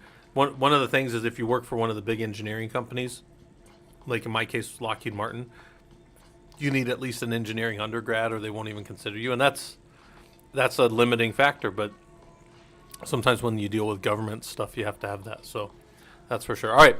Speaking of government stuff, I have built a lot of Bastion hosts in my time. So we are going to build a Bastion host next. Here is the lab, if anybody wants to do it with me. And if you guys aren't familiar, Killer Coda is a 100% free website. They don't charge you anything. I've been using them for many years. They've never charged me nothing. Let's see. I'm going to link this on the Twitch side, YouTube side. Okay, it's all pinned. It's all linked, whatever. So, yeah, Cheesy Bites, I appreciate you coming by. Hang out down in the Discord if you want to talk with, we got about 4,000 people down there, so it's pretty good. Pretty good size. It's not one of the huge ones, but it's definitely okay.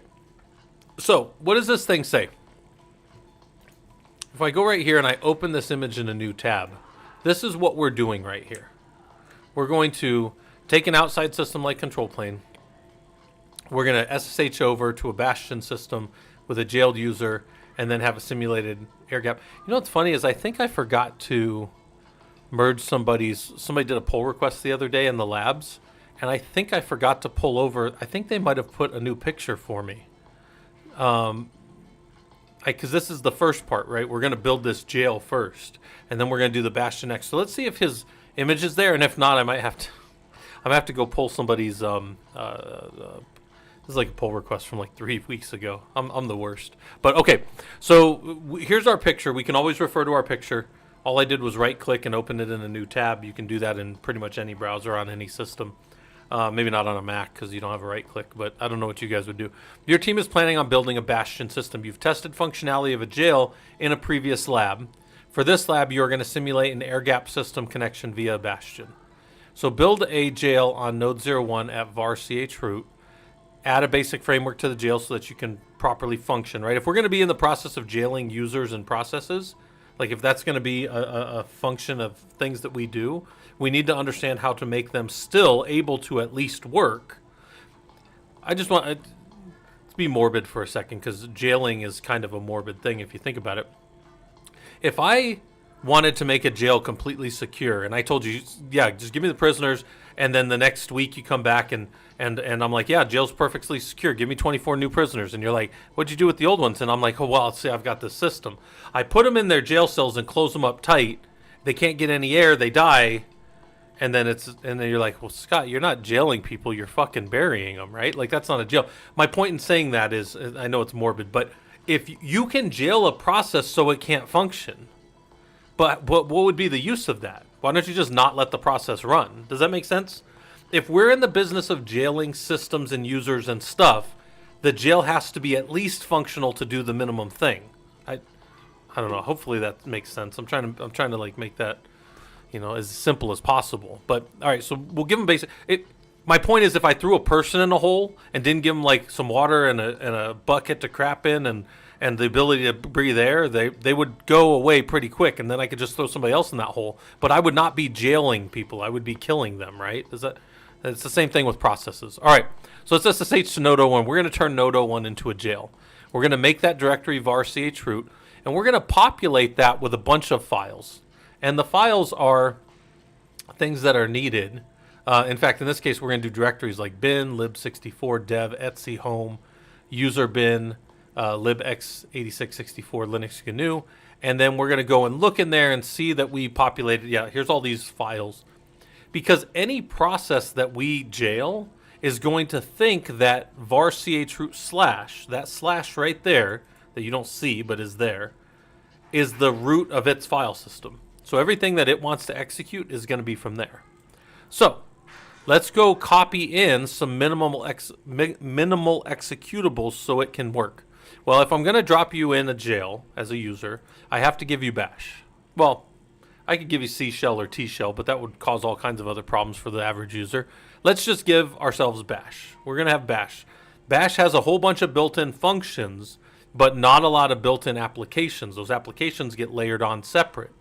So now we've dropped that in there, but the binary can't work without link libraries. So if you've never played too much with Linux, or maybe you're a little newer to Linux, this bash right here, this is just an executable, right? I can execute this at any time, but I'm going to do this real quick. And I'm going to echo $$, which is the process ID of the shell that I'm in. Then I'm going to run this bin bash. So I'm going to go one shell deeper. This is like shell inception. Echo $$. I've got a new process ID. I am one shell further down than I was. I can keep, guys, we can shell inception. I don't know, probably. I'm sure there's a limit, but I don't know what that limit is, and I'd be willing to bet it's around 256 or just higher, right? But anyway, so I'm going to exit back out of that because I don't want to be one shell down. But for that bash to execute, it needs a bunch of these link libraries. And for us to see what the link libraries are, we can do LDD on user bin bash. And we can see that it needs these libraries to function. It needs specifically this library right here. Lib x8664 Linux GNU libtinfo, whatever that is. It needs this one right here, and it needs this one right here. And he said, Scott, you skipped that top one. Don't worry about that top one. That one's always going to error out. I don't know why that one's shown. I haven't dug into that, but I can just tell you that's going to error through this whole lab, and it doesn't matter. So we're going to give all of those packages. We're going to loop over each one of these packages, grabbing the one less than the end of the line. So we're going to go one less than the end of the line. And we're going to copy that into var chroot package. So we're copying this in, and this one in right here. So we copy those lines in. And then, this first one, that's fine. Don't worry about it. And then we're going to copy over some system files that are needed. So if the user is going to drop into the shell and then be able to do basic functions like look up user ID mappings to a user ID number, so user ID to name mappings. If it's going to use NS switch, anything with the network. If he's going to be able to do any host lookup inside the system, we have to give them these basic things. So we copy that in. Now we're going to do the same thing we're going to copy in bash, SSH, and curl. We've already given them bash, but we're also going to copy in SSH and curl so that in that jail they can use some basic little things. This is that same functionality from earlier where you go look at what bash needs. And we're going to do the same thing for SSH and curl, where we copy in all of those extra files. If you're curious and you're like, hey, I just want to see what they all are, LDD, user bin, curl. And here's all the packages that you just copied in for curl to work. Minus the one that always errors at the top. All these other ones, these are all the packages you dropped in there. You can go in var chroot lib x86 64 linux -gnu and go in there and look at it if you want. But that's up to you if you want to go play with that. So Bastion host, let's say, hold on, task condition standard. Linux system, set up a Bastion.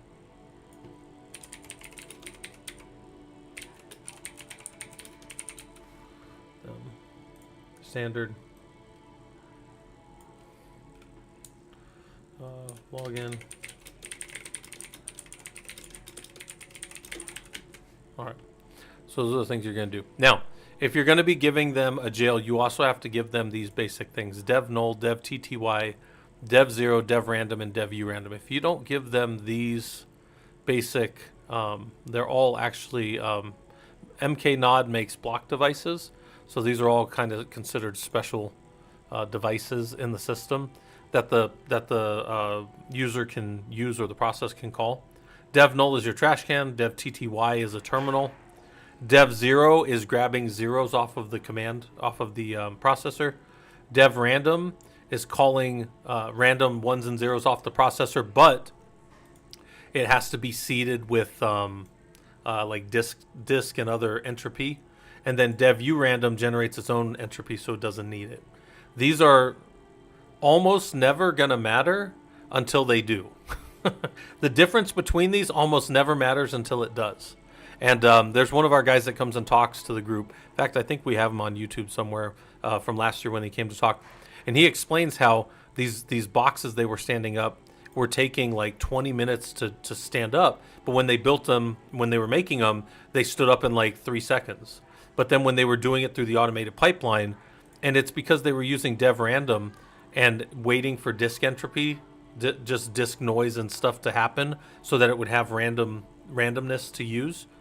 But with dev urandom, when they switched it over, it went back to like 3 seconds because then it was generating its own. So go look up the difference between those. It's kind of interesting. Won't matter to you 99.99% of the time until you find the one time when it does matter. And then you have some problems. All right. We're going to copy in all of the networking stuff that's needed. This is just a bunch of additional NSS type stuff so that your system can do communications outside. And then we're going to exit node 01. So we've set up that environment, so hit submit to start building the Bastion portion. So what have we built back here? We have built a basic jail on node 01. Node 01 has a basic jail. We haven't set the user to be jailed yet, but we've set up a basic little jail under var chroot. All right, so let's go do this next part. Come down here, and we're going to user add free user. We're going to give them a password. It's going to be super secure, like 1 2 3 4 5 6 7 8, and 1 2 3 4 5 6 7 8. That's good. And then we're going to go to node 01, and we're going to make a jailed user. And jailed user is going to get that same password just for fun. 1 2 3 4 5 6 7 8. 1 2 3 4 5 6 7 8. Doesn't really matter what you make it. Now we're going to go and make sure that the SSH process that is spawned as you log in to the system knows to throw this user in jail. So we're going to go here. We're going to hit Shift G and O, and then we're going to add this line right here, or these lines. Match user, jailed user, chroot, throw them in jail. Anytime the user comes in, throw them in jail. All right. Escape : WQ, or however you want to get out of there. And we're going to restart SSHD or SSH, right?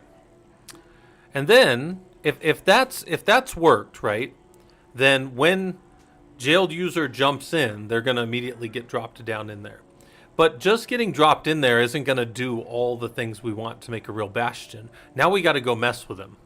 Don't got to mess with him. We just got to change his environment in such a way that he has to do what we want him to. So watch this. Let's make a file. Root bastion.sh. And in here, we're going to generate the simplest little Bastion environment. Look at this. This is the funniest little thing. Bin bash to use the bash shell. So they're going to drop into a bash shell. And we're not going to give him any command prompt or anything. He's going to have 20 seconds to make a selection. So read-n2 is we'll read up to 2 characters, let's say. And then the time we're giving 20 minutes, and then we're going to say make your selection. And you've got connect to control plane as free user or exit. Those are your 2 options. That's what's going to come out to the screen right there. Now we're going to make a decision based on what they do. If they sit there for, so there's like 4 cases that can happen here, and we'll look through the 4 cases here in a second. But this jailed user can do 4 things. They can they can go forward, they can go right, they can go left, they can fall down. Those are their options. Here's their option. If they put in the number 1, they're going to get sent over to the Rocky box as free user. So from the jailed Bastion, they're going to get jumped back over to that other box. If they do 2, they're going to choose to leave. If they're going to do anything else, they're going to get told they didn't enter a valid input, and then they're going to get kicked out. And if they don't make a decision, which is 20 seconds, right there, 20 seconds, they're going to get kicked out forever. So those are the 4 things that can happen right here. These are the 4 things that can happen right here, okay? Those are our 4 test cases now for if this works. Escape : WQ. By the way, you might look at this and go, wow, Scott, this stuff's all really simple. I tell you guys all the time, there's nothing I do that isn't simple. Everything I do is extremely simple. It's just being able to do it all and make it work repeatedly that's a value, right? Like, what's the value in being able to write beautiful and elegant scripts if you can't apply it when you need to, right? So I err on the side of simple. So if you look at a lot of this stuff and go, this is really easy, this is really simple, it is. You guys just got to practice it, right? Okay, anyways. So now we're going to copy that in to var chroot bin bastion, and then we're going to make it executable. Now we got to do one other thing. We got to make sure that the etc pass WD for that user, we're going to hit Shift G to go to the bottom for jailed user, and we're going to change his bastion or his bin.sh to bin bastion.sh. So now he can only execute that shell. He can't just run a shell. He doesn't get dropped into a shell. He gets dropped into that script inside of its own shell. That's kind of funny. Then we're going to exit back out. We've done all the pieces. Now it's time to test. We're going to make sure we're on control plane. We're going to SSH as jailed user into the system. 1, 2, 3, 4, 5, 6, 7, 8. What's up, dude? Come here. Come here, dude. And then now let's test our 4 use cases real quick. Let's just sit here for 20 seconds. I'll put my hands up here. Let's see if the grandbaby comes back. All right, he'll come back. He ran in here and then he ran out when he saw I was doing something. So let's give him 20 seconds. We didn't give a valid input, got kicked out. All right, let's try it again. We're going to log in as 1, 2, 3, 4, 5, 6, 7, 8. And we're going to blow up the terminal with a bunch of letters. Nope. When we got to 2, it kicked us out. Didn't enter valid input. Okay. So we've tested the last 2 of those use cases. Now let's test the actual use cases that are here. Right? We tested the 2 that were the catch-alls, the wait and the anything else. Now let's do 2. 2 exits me. So I've tested 3 of my 4 use cases right now. And then what's my last one? Let's just see if I can log in over there. Yes. And then 1, 2, 3, 4, 5, 6, 7, 8.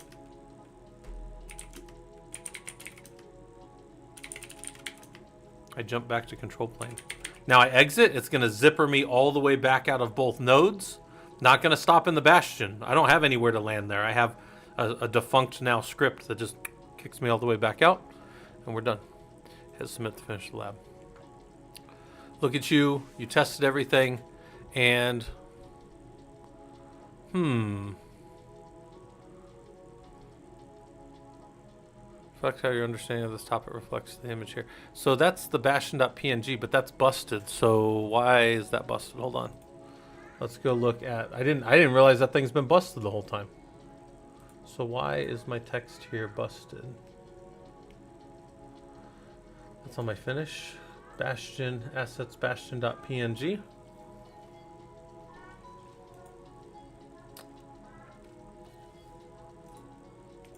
Is that my same?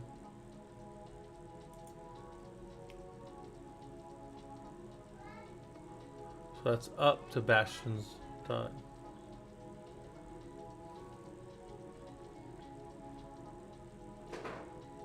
Alright, well I guess my finish needs to be...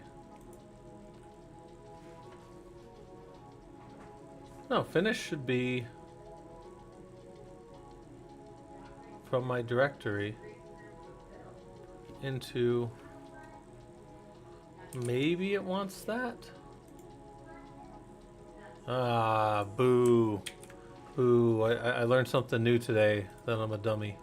Alright, fixed pathing for Bastion Lab. Alright. Now we gotta go see if it works. But it looked like it found the path there. That's good. Alright. So yeah, that's busted here. Let's go back. I'll actually bust out of all the labs. And we'll go try that lab again to make sure that it's build Bastion with a CH root here. Actually, I need to hold out. I need to hold off for that to... You gotta wait for it to sometimes rebuild and populate for a second. So build a Bastion with a CH root jail here. And then here's our reflection. Questions.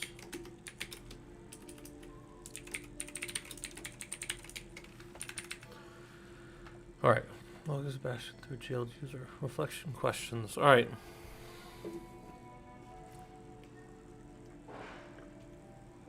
One of the questions is going to be, let's call it down here. Can you identify all 4 use cases of what can happen to your jailed user in their bastion.sh script? So what are the 4 basically? Can you determine all 4? And then 6, can you test all 4 of them? All right, let's go Bastion. That should also be pinned still, so if any of you guys want to hop in and do the lab with me, you can. They're free. They don't cost you anything. Might take a second to load up.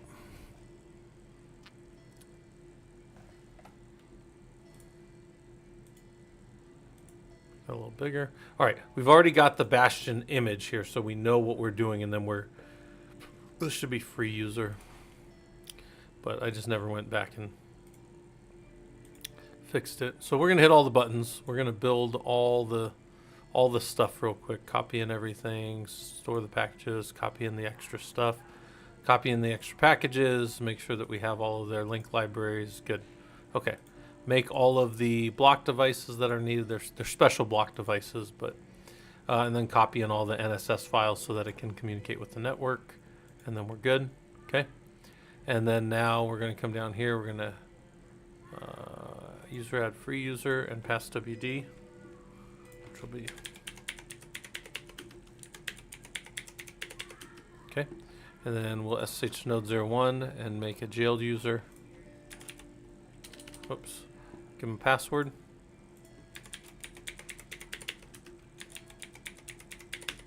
Give him whatever his password starts as. Gonna vir etc sshd and set the jail as you log in. Escape :WQ. Then we're gonna restart SSH. We're gonna fix his Bastion script to do just the things that we want it to do. Okay. Got everything there. Copy that in, make it executable. Look at the password, Shift G, go to the bottom. Should Shift $ to go to the end. and then bastion.sh, and then copy that in. So that's also part of his environment. All right, then we exit back out. And the last part should be hostname, going as a jailed user. And then now you've got those four things you can do. All right, so we can ask some questions real quick. We can say,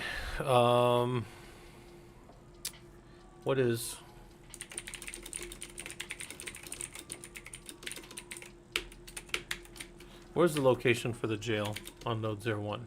Well, that should be easy, var chroot. Why do you need to, what are the packages added? What are the executables that you have added to the jail?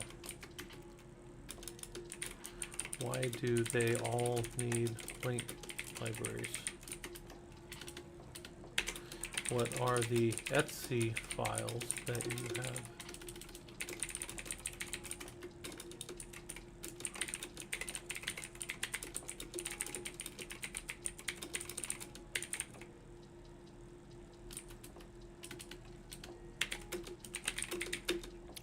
What is the purpose of the files that you add to the jail? Now you might have to go to the Googles for that one if you don't know that one, but they're basically networking things, right? And then we come over here. What are the 5?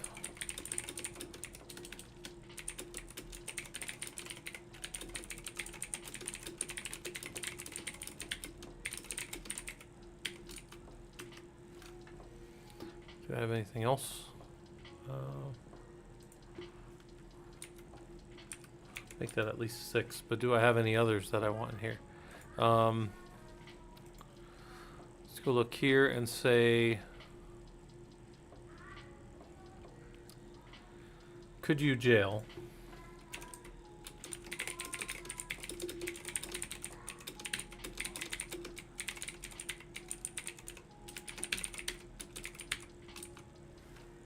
Let's do that. And then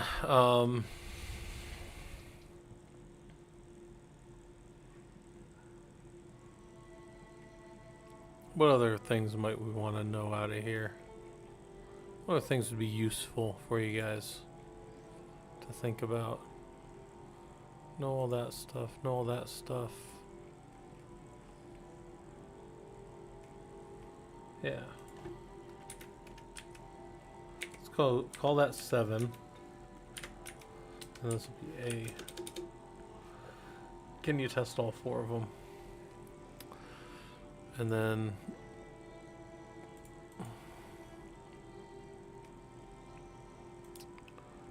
there's our image again, right? So our image is still just this. But if you're following along with any of these, or you're doing these on your own later, the real question is not, can you get to the end of the lab? Because getting to the end of the lab is just pushing a bunch of buttons. I mean, like I said, I put my head down, I just blow through labs. But I don't learn anything. The reflection questions are for you to pick up your head and look back and go, all right. Because in your system, you're probably not going to have a node 01. You're probably not going to have a control plane. You're going to be doing this on a real system. And the question is, do you understand what you're doing so that when you like kind of go to pick it up and like apply it to this new set of servers, you know what to change. You know why we did the things we did. Like you go into a system and they're like, well, we don't use var chroot. We use var cache chroot, which would be weird, but I don't care. Can you do that? And you say, no, I don't know how. I only did this lab this one time, and I don't know how to change it. All the stuff was set for this one thing. It's like, no, back up. Look at where all the var chroot is and change all those values. Yeah, of course you can do that. Yeah, of course you can do it. Hey, Rodom, how's it going? We are just going through labs, and I'm just kind of writing stuff over here on the right, kind of as I go, and I'm kind of trying to see how far I can get in the lab step. I've done 2 hours so far. I've gotten almost everything done for the Unit 9. We did the certificates, and then I have the key management stuff. But what I really need to do is fix up. No, that's fine, Robodom. I appreciate you coming by and hanging out, anyways. But what we're gonna do is I'm gonna get that all set up, and then I'll probably do that recording either later tonight or tomorrow, depending on what's going on. But yeah, Robodom, if you weren't around yesterday, man, on Friday night into like Saturday morning, over the course of like I think about maybe like 16 hours, I spent 10 hours on a bunch of like college intensive stuff that I was working on. So I was like super swamped, super busy.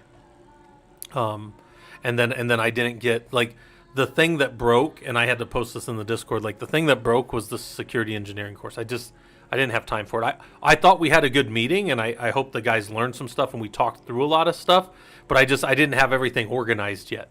So I'm getting it all organized. I'm gonna get it pushed up. Unit 9, like guys, it's not like I'm super stringent on when things are due, right? So it's not like I'm like you got to have these in by Saturday of next week at noon or whatever, so that we can. No, I don't do any of that stuff. So, but I still try to hold myself to the times. And then the other thing too is this last week will be two things. It'll be the review of everything and pulling it all together, and I'm hoping to give that like some good justice, and then also a review of the project. I'm going to have my project done, and the reason my project's going to be done is I'm also turning so my version of the project will be our prologue. It'll be outside of work, but then I will have a version of the very similar to what I produce for us here that I'm actually doing for a contract client. So one of my company's customers needs HIPAA, and that's what we're doing in the thing. So I'm gonna go in and help them implement it. Now I do all the Linux side of the security, but I'm tying that into like the overarching HIPAA stuff. Also found some cool stuff last night. This was actually fun. This is in a completely unrelated note, but I'll pull this up for you guys.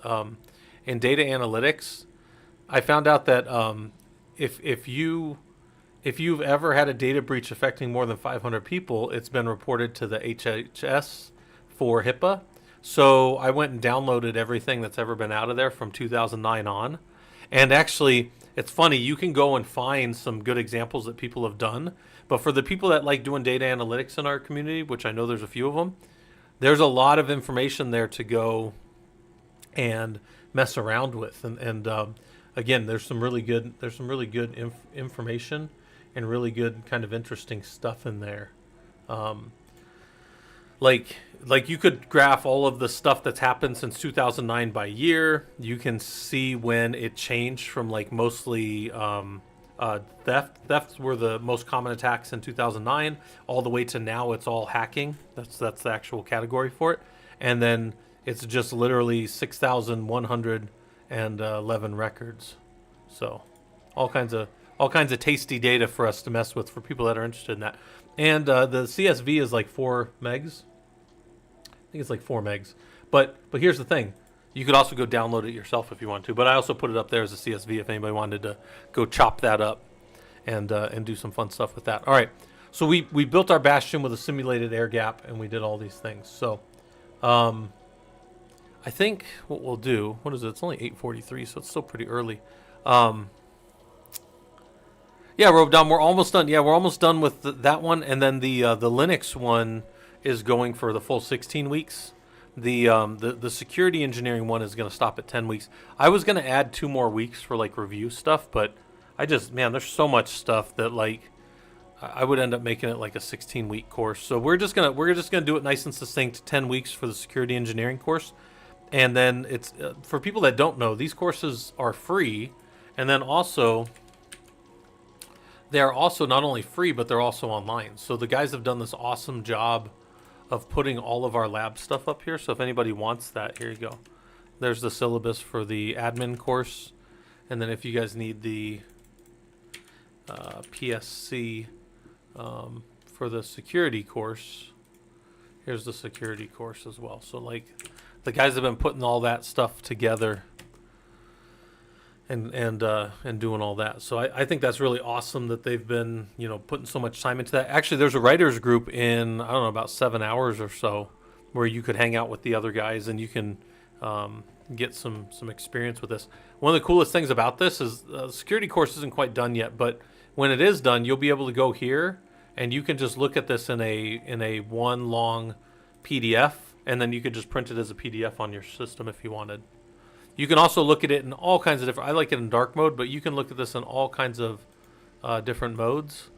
You can look at it in Rust mode, in Navy, in IU, whatever these are. I think I've been looking at it in coal. There's light mode, which is a bit bright, but there's coal mode, and then you can just go through and do our stuff. And most all of this is just completely, you can do it all, or you can at least go study it.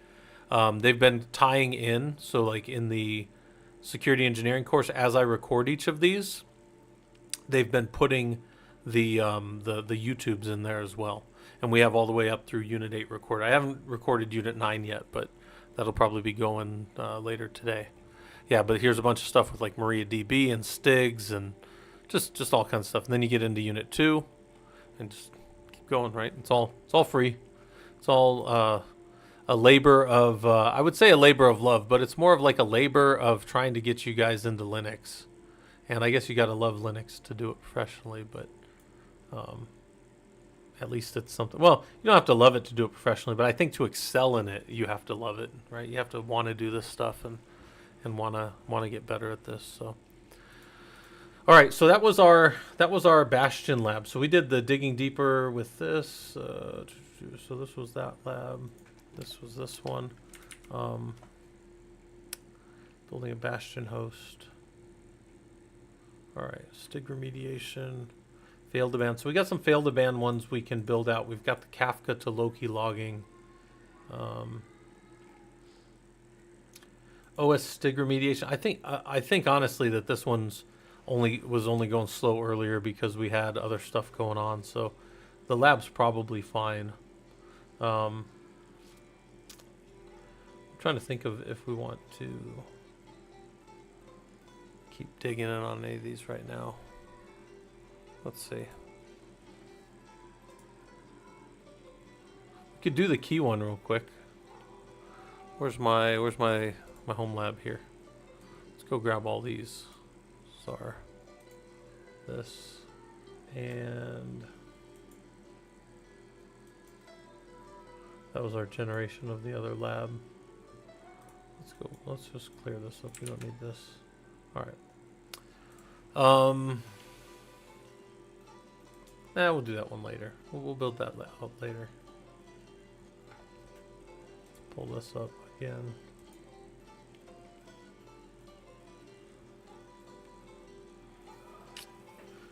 So we gotta decide: do we want to do Kafka to Loki logging? That one's a fun one. That one's not terrible. We got all the fail to ban stuff from the other day, which I also think is good. And metric alerting. Stig remediation. We can do troubleshooting with LSOF.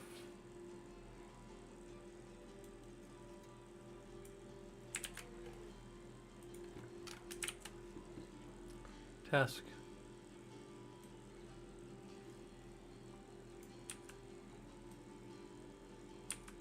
Condition.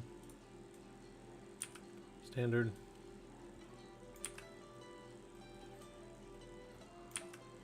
Okay. Yeah, let's do some troubleshooting with LSOF. That'll be fun. If you guys have never done this before, this will be a fun one for you. All right, I'm going to pin this new lab on the Twitch side. There you go. And on the YouTube side, I will unpin the old one and pin the new lab. So there's the lab. Give me a second here. Pin it. All right. So labs are free in Killer Coda. I mean, they don't even send me messages to bug me. But task is going to be, if we look at this, we say given 2 Linux systems, test of usage, condition, given a bash prompt, complete in the allotted 60-minute time. Is that? I feel like the more I look at that word, allotted 2 T's? Yeah, I thought so. I thought so. I wonder how many times I spelled that wrong in the book. Probably literally every one of them. Oh my gosh. Oh, well, we'll go fix it. I thought there was 2 T's in allotted. I was looking at that going, that can't be right. All right. Given 2 messages. Standard. Okay, standard is complete the lab. Complete the lab without crying.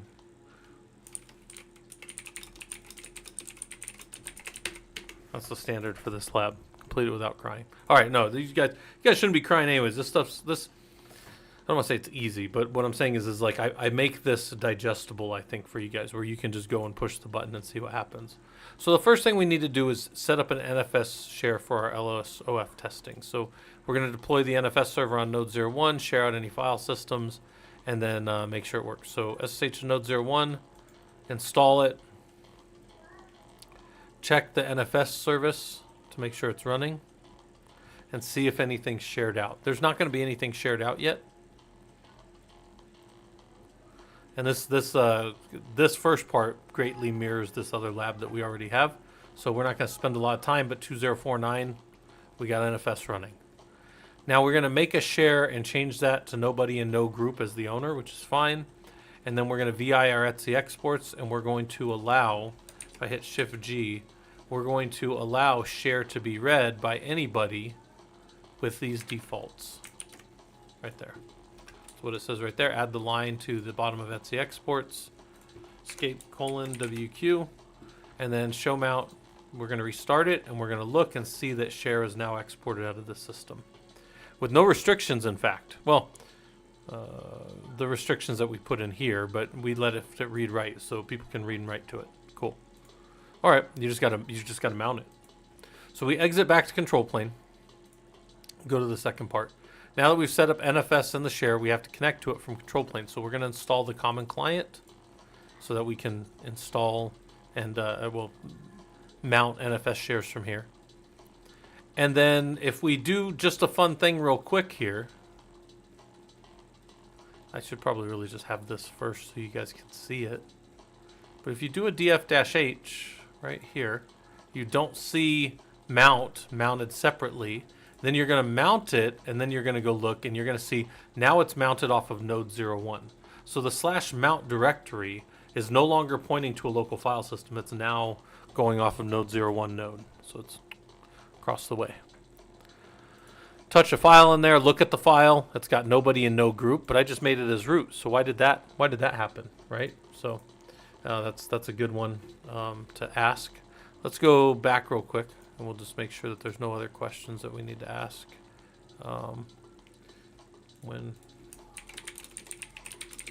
Because I don't care how many times you see all this. This is an important one. When setting up the NFS, why were the shares not seen until after the restart of NFS server?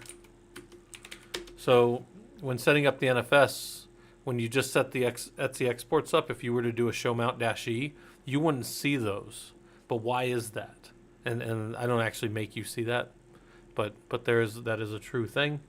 And the reason is because we don't read things in real time. We only read them on startup of services. And config files are always set like that because what if the config file was broken and it read it and then it didn't share anything out anymore? That would be bad. It would be busted. So I'm going to go here and say,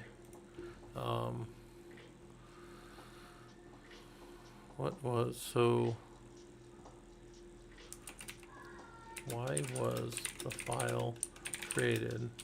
Why was the file test1? The file's actually only the test1 part, but that's fine. Why is the file test1 created with nobody and no group as the owner, even though you are the root user on the system?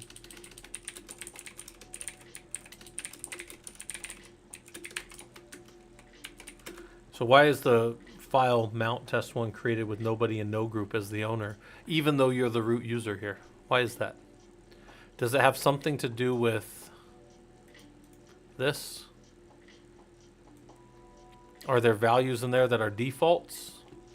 So if I do like a mount grep-i mnt, what's going on here? Is there anything that that indicates to me what's happening there, right? All right, so then we keep going and control plane and set up NFS, and we set that all up and mounted it. Good. And then now we're going to use LSOF to examine the file system on your Linux server. If something doesn't work, troubleshoot the situation to see if you can resolve it.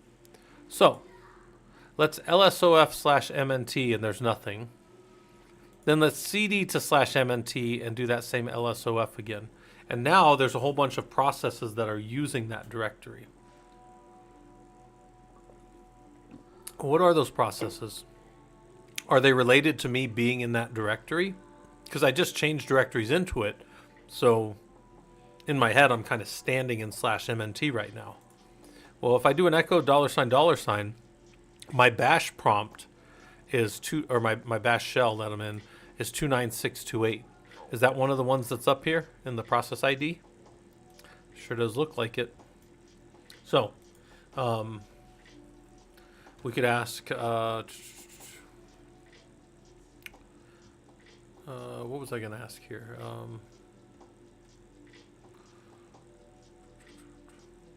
think I had a question.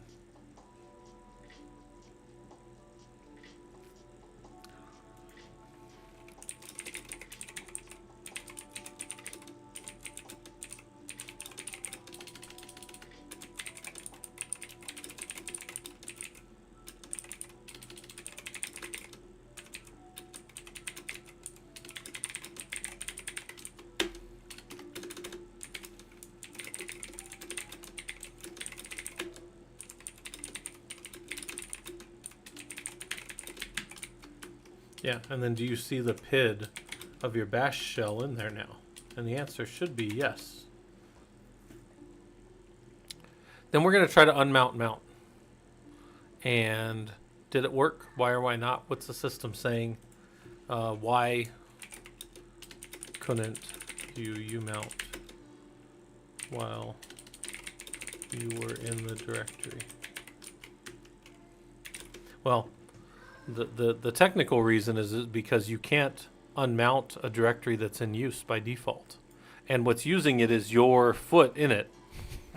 Your bash prompt that's in there is holding that directory on the system. And now you can't, by normal means, just without doing something dramatic, you can't get rid of it. It's kind of like trying to make a bed when you're in it. Could you imagine trying to get a fitted sheet over the corners of a bed while you're in it?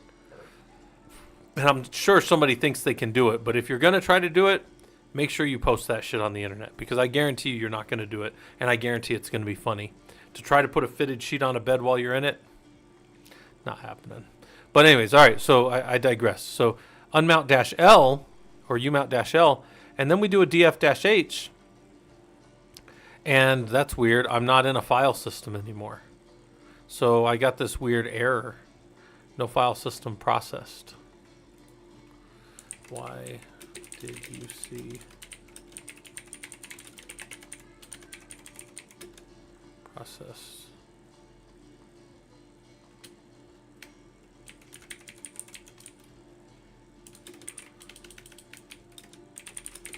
When you ran, right? Why did you see that? Well, because now you're not you're not anywhere anymore. You're a big nobody. So now you CD back to mount and do it again, and it works fine, because now your system has put you back in a working file system. So I say capture the ID process of the SSH daemon in the second command. So here's the process ID of SSH 1524, and then we're going to grab it out and say that, yep, there it is, 1524. So I should be able to echo. There you go.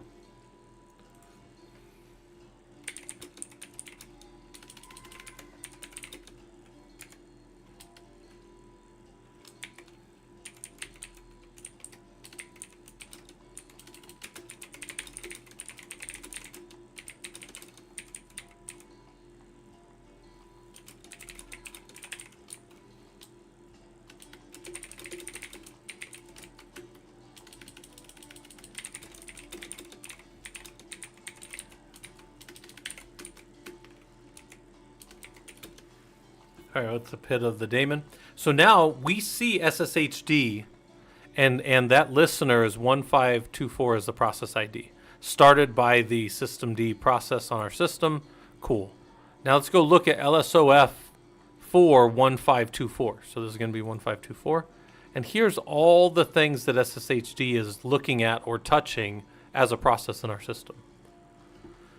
Current working directory, a bunch of libraries. Those are all those link libraries that it needs. Remember when we were looking at SSHD, it needed all these different things. Here's all the things it's currently looking at. And then here's any stream or connections that it's listening to in the system. SSHD is going to be, should be port 22, right? Yeah, so we have port 22 being listened to on our system, right? Yeah, RobeDom, thanks for coming by. I'm just kind of hanging out working on stuff. And then I can grep SSH from services and see that it's 22. And that's what these values are. Yeah, right in there. So, why don't I see? Hold on. Ah, right here. These are them. Right there. That SSH maps to 22 from Etsy services. I thought I would have seen one more too. But I don't see it. Okay. Now you can also look for the 22 port. So what's touching the actual port of 22? And this is systemd is listening. That had started SSHD, and SSHD is actually listening to anything for SSH right there. You can look up the process by name. Whoops. Where's it at? Yeah. You can look at it. Same type of thing, but by name, by the actual process name. I say, do you say the same, or do you see the same information you saw earlier when you used PID? Does the output of LSOF-I22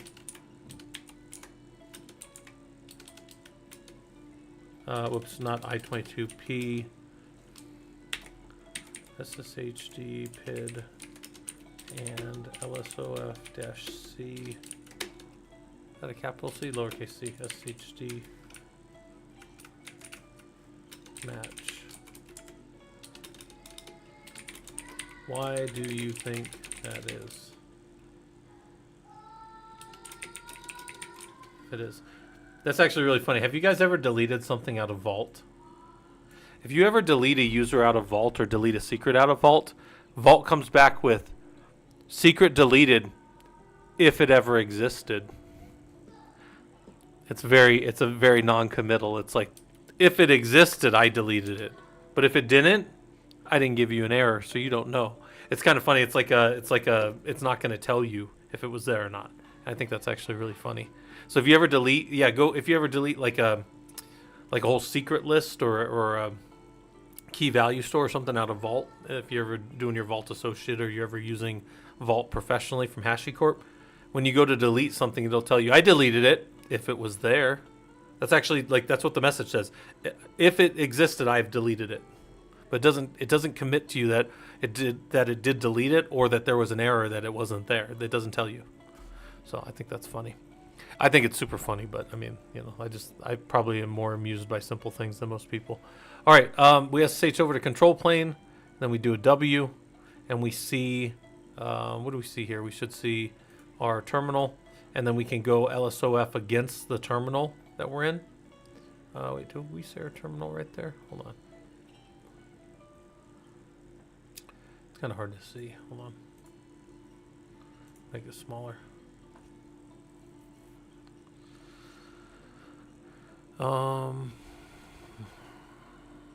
We should see, typically we see the PTY there, or the PTS there, but that's fine. We still see for PTS2 that bash and LSOF are being used, and then we can execute a sleep command and background it, and then we can go look for that sleep command and see that it is pretty much just sitting there chilling. For the root user, and then the command is sleep, and we can find sleep and all the stuff that it's doing. We can also see that it's in the same terminal with us, PTS2. So there's a bunch of stuff there to kind of see. You can read the man pages for it, all that good stuff. and then look at you using the LSOF command to troubleshoot Linux. Use the command to troubleshoot a problem, and then look at what file system interactions are happening with processes. So this is one of the best tools I know of to kind of target in on what's happening with the system from the command line. LSOF is just huge for, like, why is that process open? Why is that port doing that? Why is any of these things? As you're asking these questions to yourself, you can be using LSOF to kind of answer things. And you can look at processes, names of services that have started. You can look at open ports on a system. So you're like, why the hell is 22 open? Or why is port 80 open? I've got the web server off. And then you find out that 80 is actually being held open by like an Nginx process. And you're like, oh, that's why this thing only starts intermittently. There's a container somebody's running or something. There's all kinds of things that could happen. But the point is, you can use LSOF to go find that.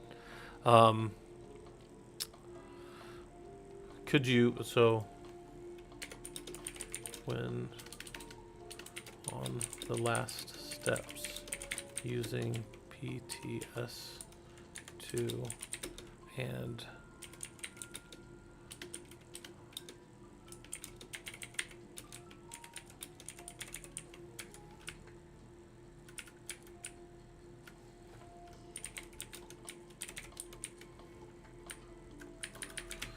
so on those last two steps, could you map that these were all related to both the PTS and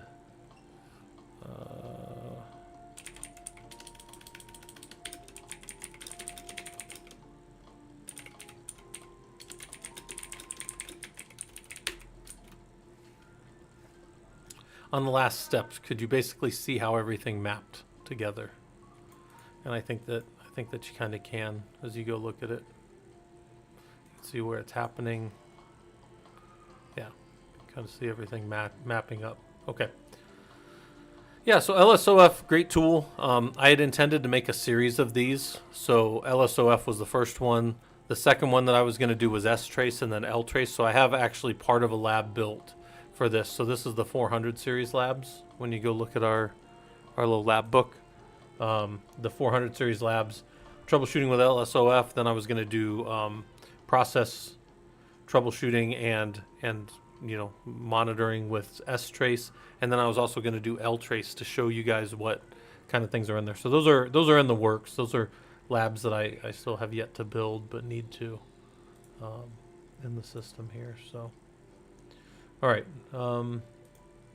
I probably have some digging deeper questions to think about on that one, but all right.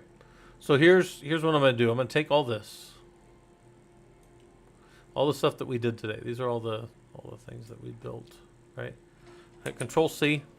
I go drop them in the Discord, right? So if I go here to meeting notes, I have more to do, but this is the notes from today's session for people that want them.